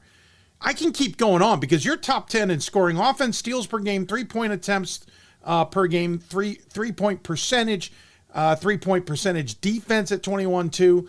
2nd in 3 points per game. Turnovers is 7th, 20th in forced turnovers, 3rd in turnovers. My point being, Ben, is when you look at it this statistically, this is a rather dominating team, both offensively and defensively.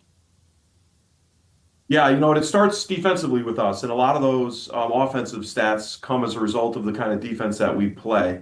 So whether it's creating turnovers or forcing bad shots that lead to transition for us and high percentage shots down the other end, I think it starts there. And then offensively, we just pride ourselves in playing great team basketball, sharing the ball, all coming down with the same objective. How do we get the best possible shot for our team on every single possession, and regardless of who's taking it? So the ball movement, the player movement, the working for high quality shots on offense is a big part of how we play. And then our tenacious, get after you style on defense helps fuel that offense as well. To that point, Ben, I'm used to looking at national rankings of a team, and I'll see a handful of players who qualify first off to even be nationally ranked, and then maybe a few that get into the top 50, let's say. You have up to 8 or 9 who qualify for some categories. You have 4, 5, or 6 on average in most categories. And you've got 2, 3, or 4 who qualify in the top 50, top 30, or top 20. What I'm getting at is this isn't a 1 or 2 player show. No disrespect to Casey. This is a 4, 5, 6, 7 player show. You're deep. You've got a lot of options. That's tough to stop on most nights.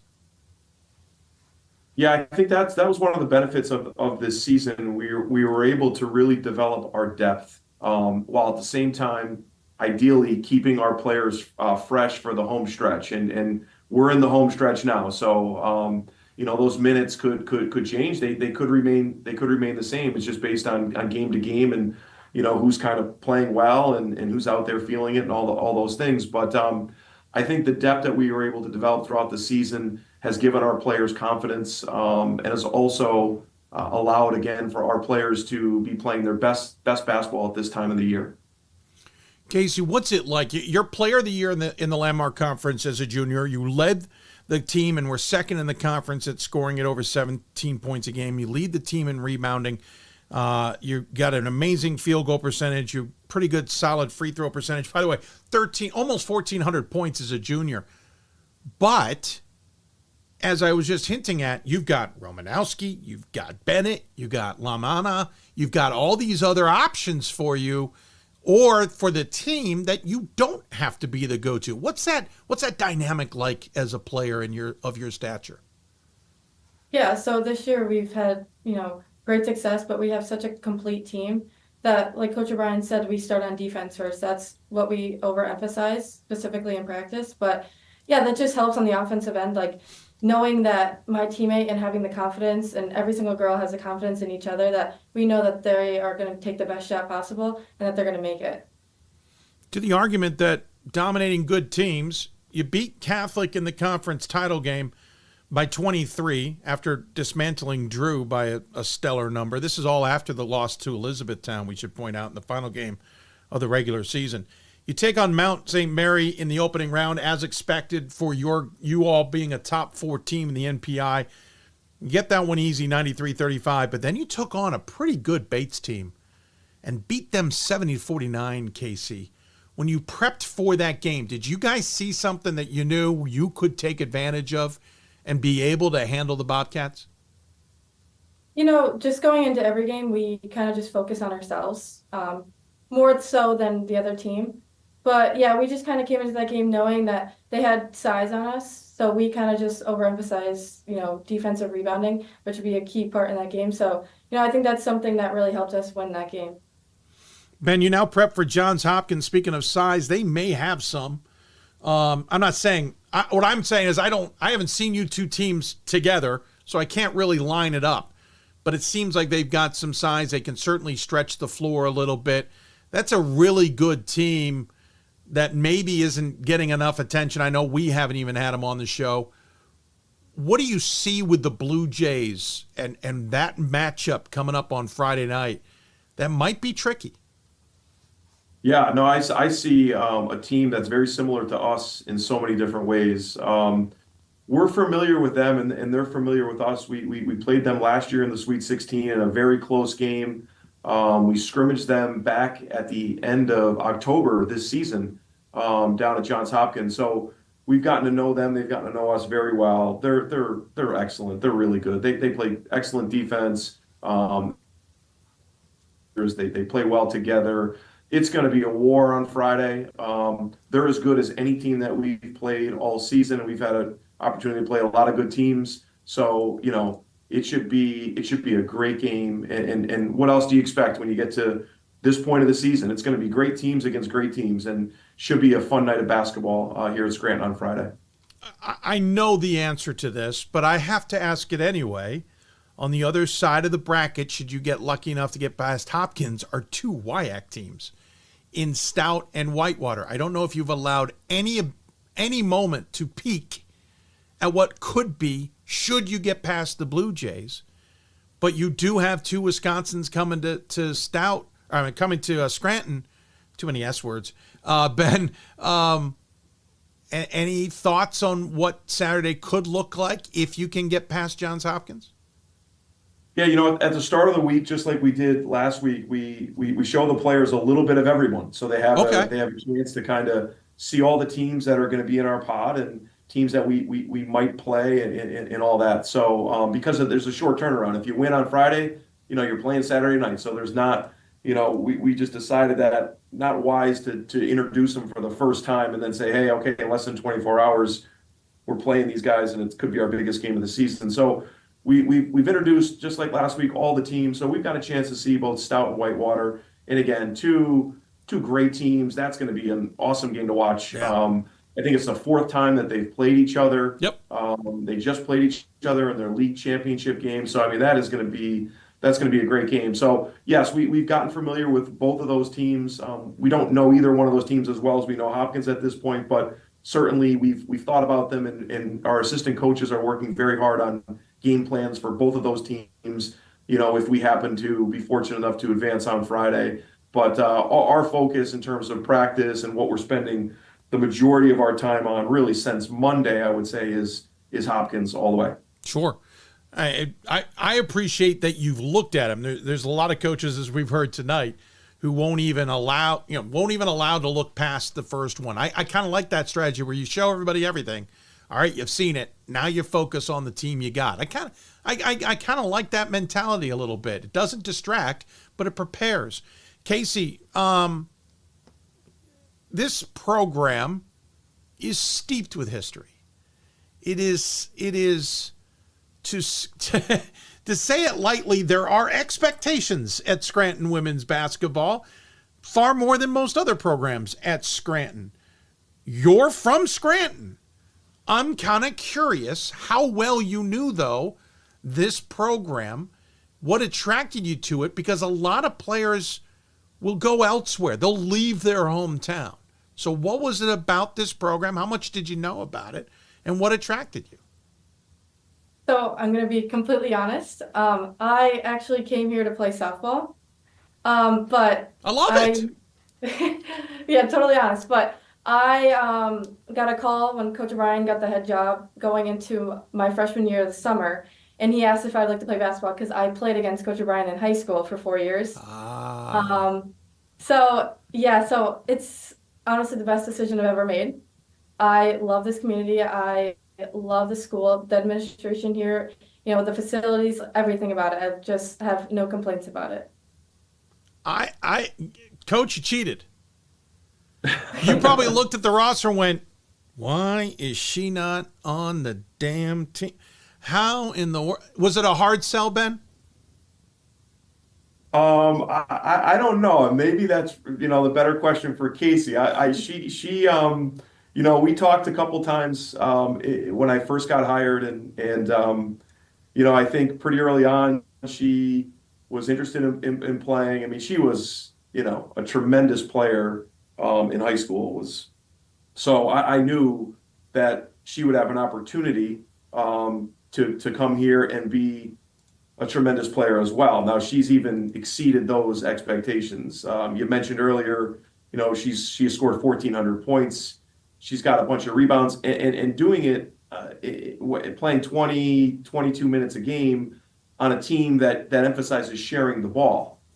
So she very easily could have, if she was a different kind of player, if she was a selfish player, she could probably have closer to 2,000 already right now if she was somewhere else playing 30 minutes a game. So it was just one of those circumstances where we got a very lucky break. And for me personally, it's something that I got a very lucky break very early on in my time here at Scranton, that Casey was willing to join me. And sort of we came into this program together.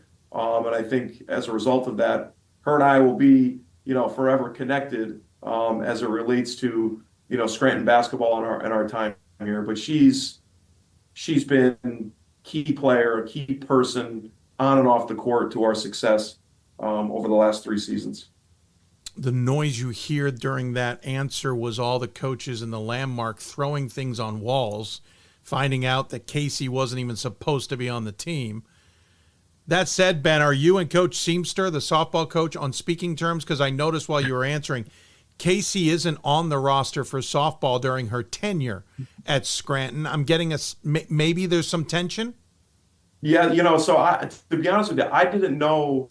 All I knew is that she was coming to Scranton, and I didn't know that she was planning on playing softball. So, Coach Seamster and I get along great. But I did have to speak to her after Casey's decision, but I at the time was completely unaware of Casey's intention to play softball. I assumed that it was basketball all the way.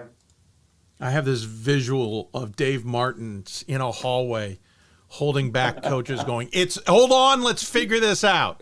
Hold on. Casey, any urge to go play softball? I mean, all throughout my life, I've been playing travel basketball and travel softball all summer. That's pretty much my whole life. So, it was hard to let go of one sport, but, I really couldn't choose better than Coach O'Brien. Like, playing against him in high school, I've known he's just been a tremendous coach and has tremendous players. So, I just knew that was the right choice to make. It's worked out nicely, Casey. It's worked out real nice. Before I let you two go, just quickly again, the atmosphere you expect. I don't think people truly appreciate just how rabid the fans are about Scranton women's basketball up there. Casey, what are you expecting this weekend? Yeah, so being from Scranton, it's a nice thing to see the community aspect come out to our games and, come out and cheer us on. But unfortunately, this is our spring break this week, so we're not going to have the student section that we normally would. But, I think the community is still going to come out and, cheer us on. Ben, how you readying for yourself this weekend? Yeah, just thinking about our practice later today, or thinking about our practice tonight. Just getting ready and just trying to help our players, support our players in any way possible that I can leading up to the game. I have a ton of confidence in them, and I think they're going to have a great game on Friday. And as Casey said, the local support that we get, the crowd that we get, really energizes us on both ends. It allows us to extend runs. A 6 or 8 point run can become 10 or 12 just based on the energy in the room. We need a big stop at a big point. The crowd makes a really big difference. So we're excited about what's to come on Friday. I think it's going to be a great atmosphere here. I think our community is going to make up for the students not being here, and I think it's going to be as loud as ever. Well, I'm sorry I can't be there, but someday I'm going to check that building off my list. But congratulations nonetheless. Look forward to watching the games online. We have a tradition on this show. We always give the guests the final word. Ben, we'll start with you, then go to Casey. Any final thoughts you want to share with those tuned in?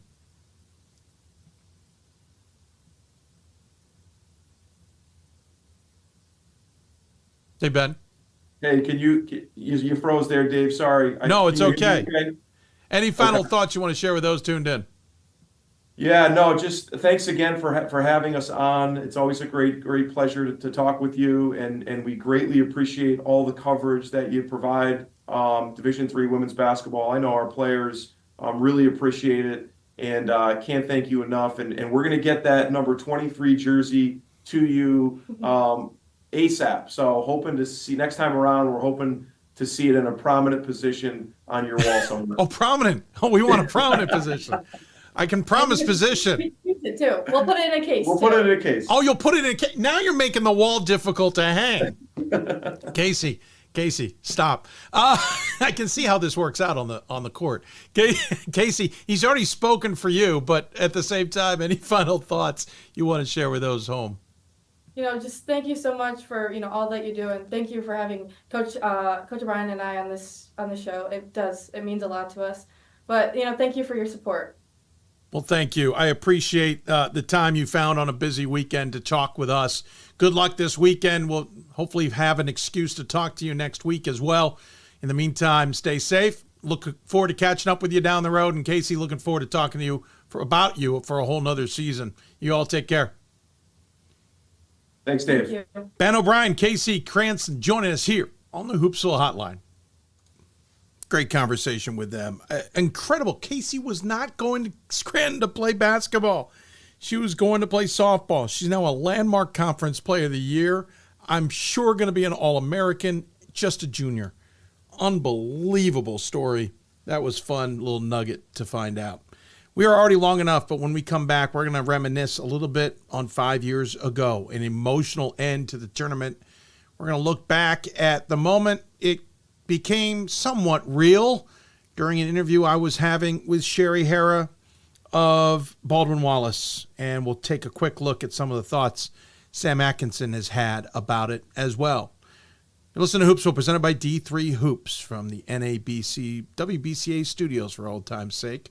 Back in a bit. The National Association of Basketball Coaches is the nation's premier professional development and advocacy organization for basketball coaches at every level. The NABC strives to serve as the voice for coaches on national issues while advancing the core value of leadership, service, advocacy, education, and inclusion. To learn more about the NABC and to become a member, visit NABC.com and follow the NABC on social media at NABC 1927. That's NABC.com or NABC 1927 on social media. Something I discovered in myself is that if I have a goal, I can accomplish it. It's a well-rounded experience.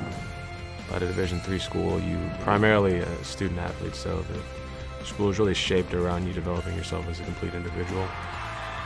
It helps a lot that you have a family with your team that can guide you.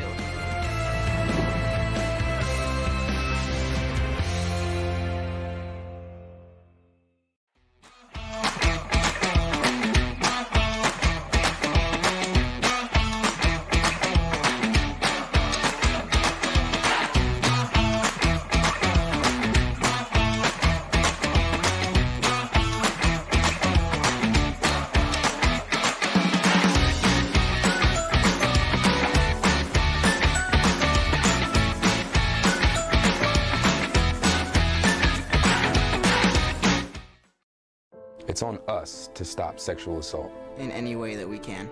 To get a friend home safe. To never blame the victim. It's on us. To stand up. To make our community safe for all. It's on us. It's on us to look out for each other at parties. It's on us. To be more than just a bystander. To step up and say something. It's on us. All of us. To stop sexual assault. Learn how and take the pledge at itsonus.org.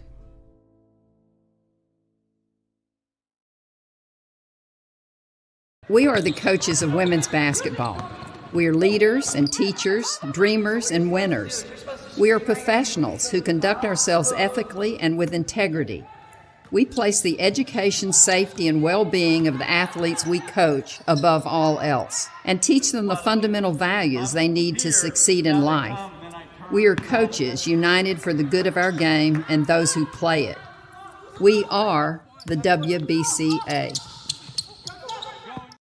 I learned a lot of valuable lessons playing college football. I never thought about the health benefits of exercise until I actually started to talk to coaches in college. It's not only just for performance, it's for life. My coaches instilled the importance of well-being, not only building up strength, mental health, getting enough sleep, eating properly is all what it is to be healthy. I decided that I want to go into personal trainer and share my knowledge that I obtained in college about physical and mental well-being. For the love of the game. But for those of us who are Division III student athletes, it's more than. I'm going to cut that off because we can get right back to the show and wrap this up. It was 5 years ago today, the 13th of March. It was a Friday. So, Friday the 13th. I was sitting on my couch having a cup of coffee.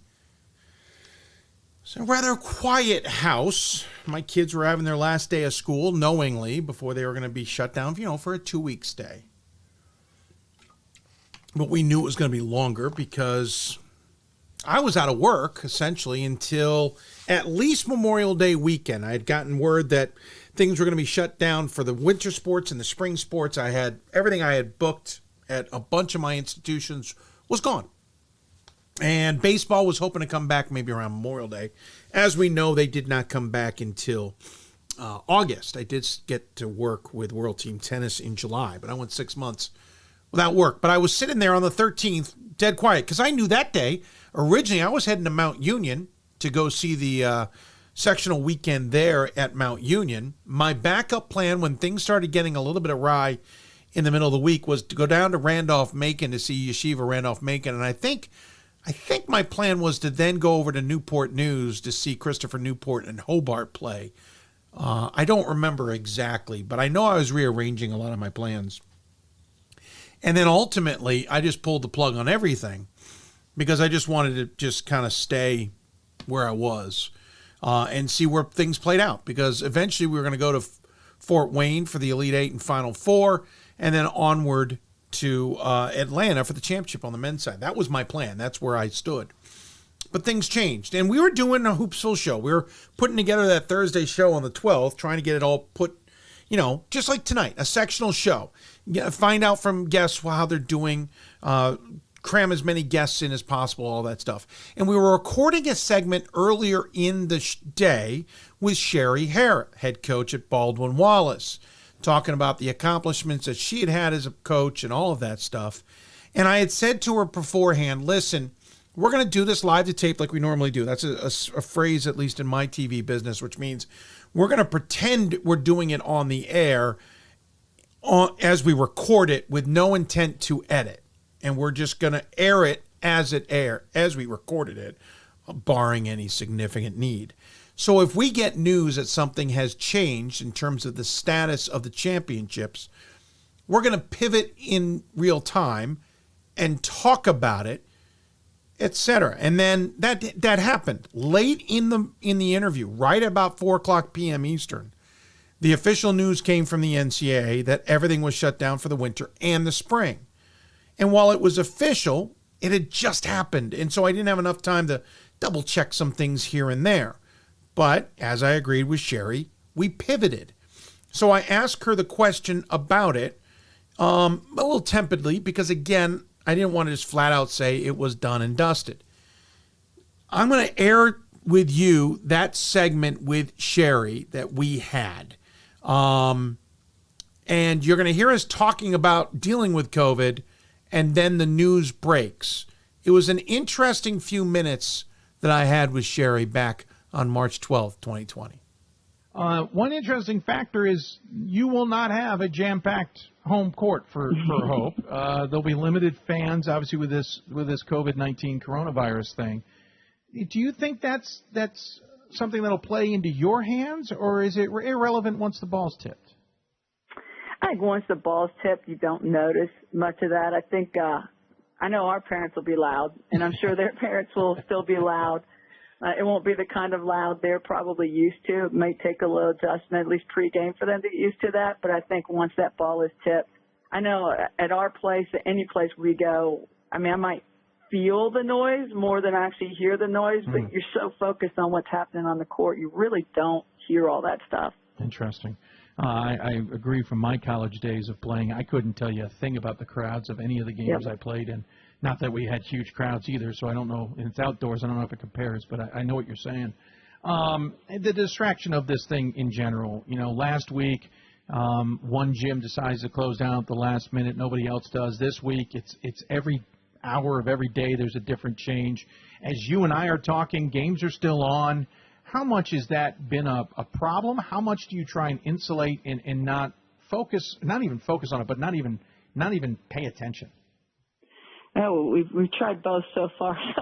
It's a really fluid situation, obviously. But two of our kids, Riley and Reagan Schill, their dad is an assistant coach for Elyria Catholic High School in Ohio, and Ohio just canceled their state Final Four and postponed, and so obviously they were going to find out about it. And I told them, hey, this is happening, to stay focused.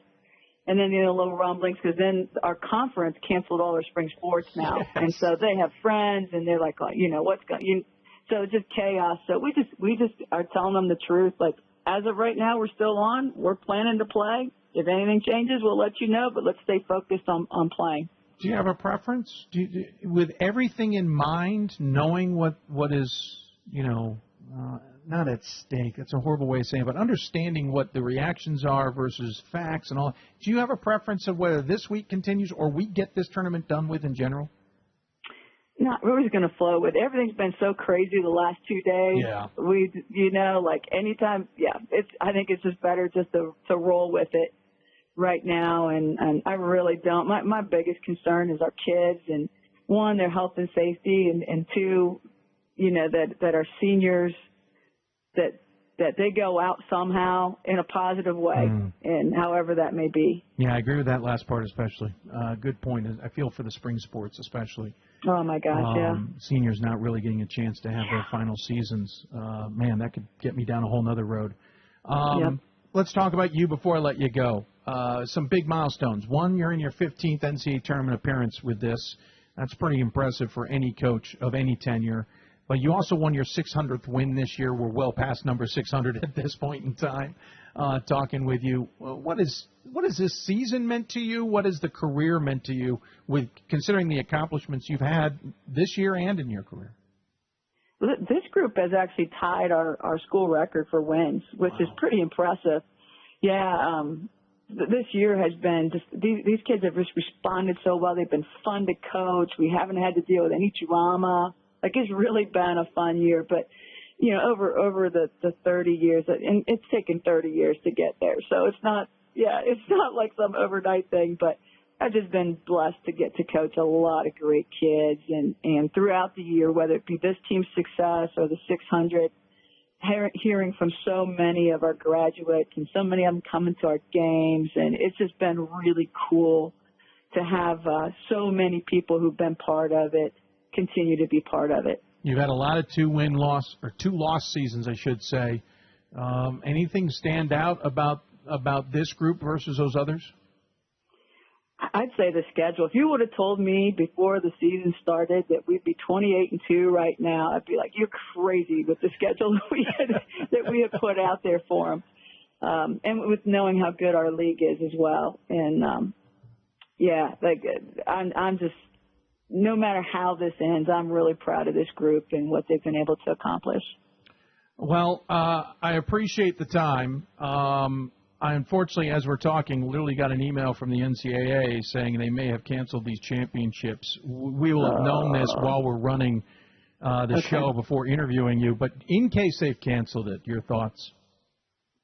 Yeah, I'm going to be proud of these kids no matter what.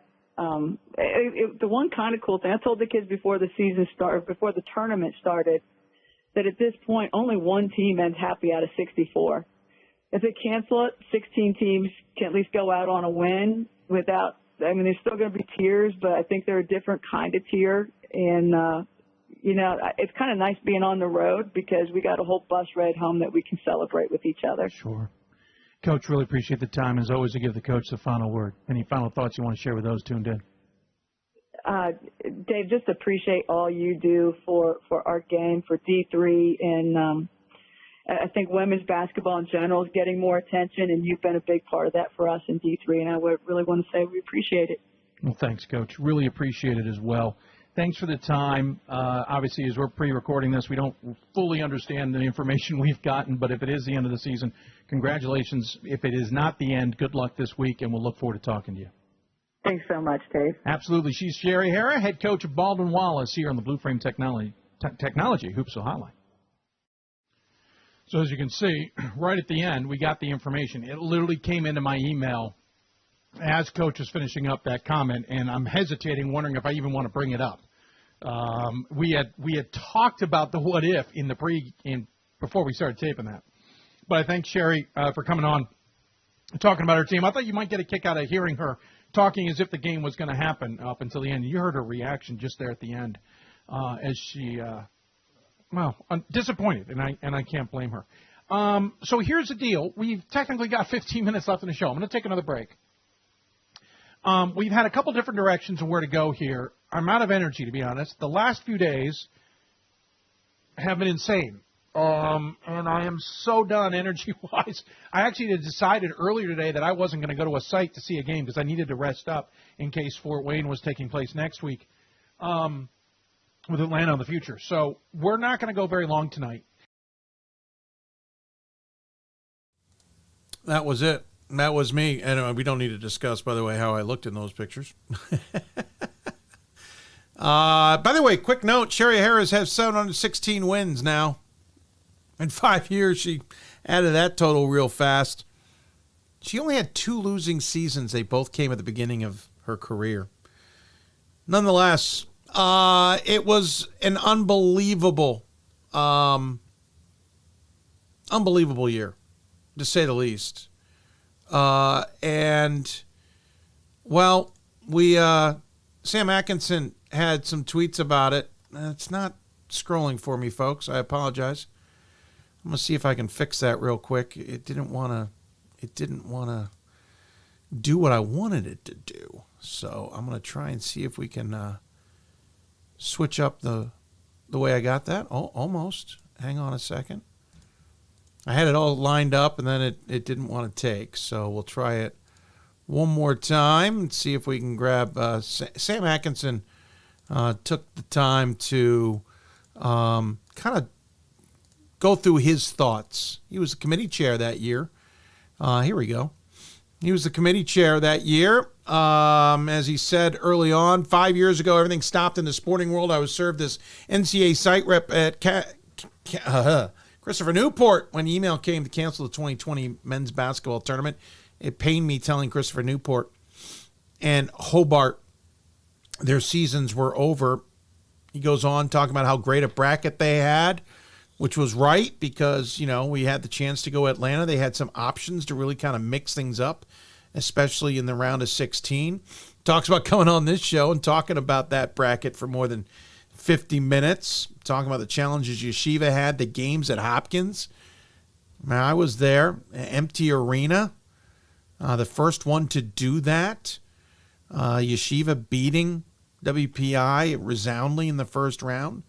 And then Johns Hopkins shutting down the arena to clean it out after the Yeshiva game. Interestingly enough, they didn't do that after the Hopkins game. Then the double overtime win by Penn State Harrisburg over Johns Hopkins in a surprise, to say the least. It was an unbelievable game. Remember, Danye Baylor-Carroll went for 45 in that game. And then Yeshiva against Penn State Harrisburg the next night. Yeshiva went on to win. They were 29-1. Going on in the next round, our breakdown of that weekend, how things got crazy.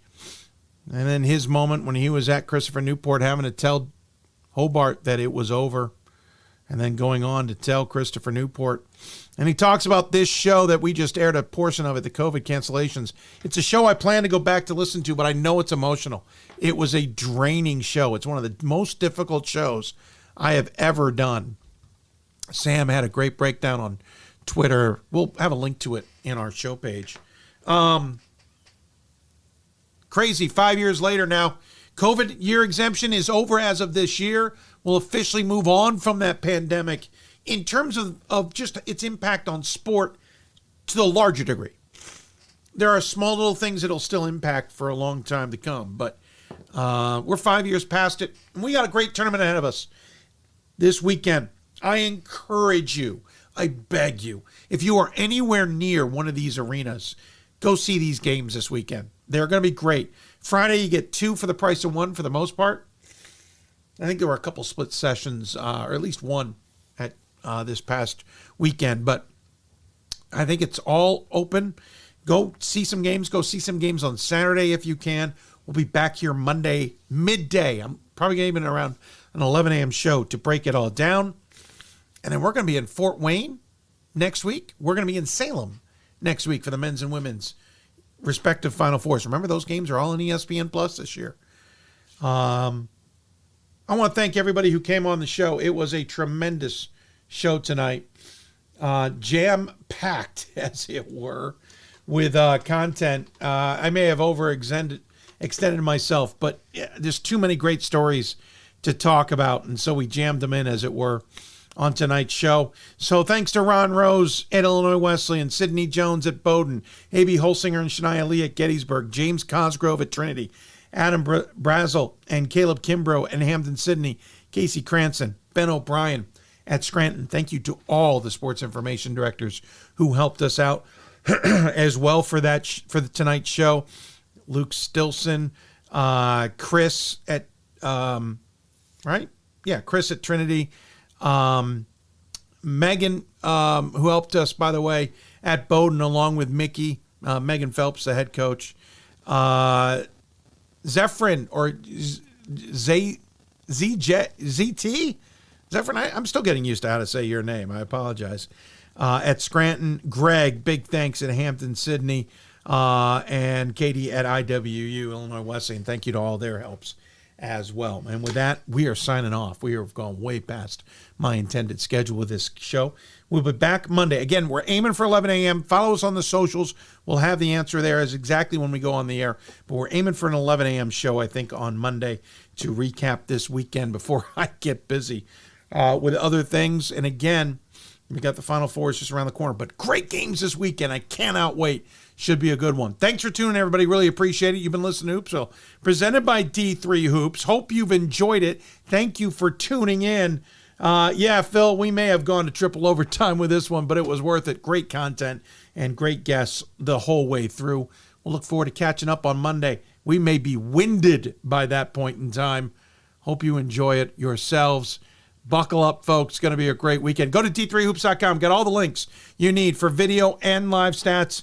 Everything you might need for the games. Head to d3hoops.com. And don't forget, All Region will be coming out early next week. And then we'll have All-Americans by the end of next week.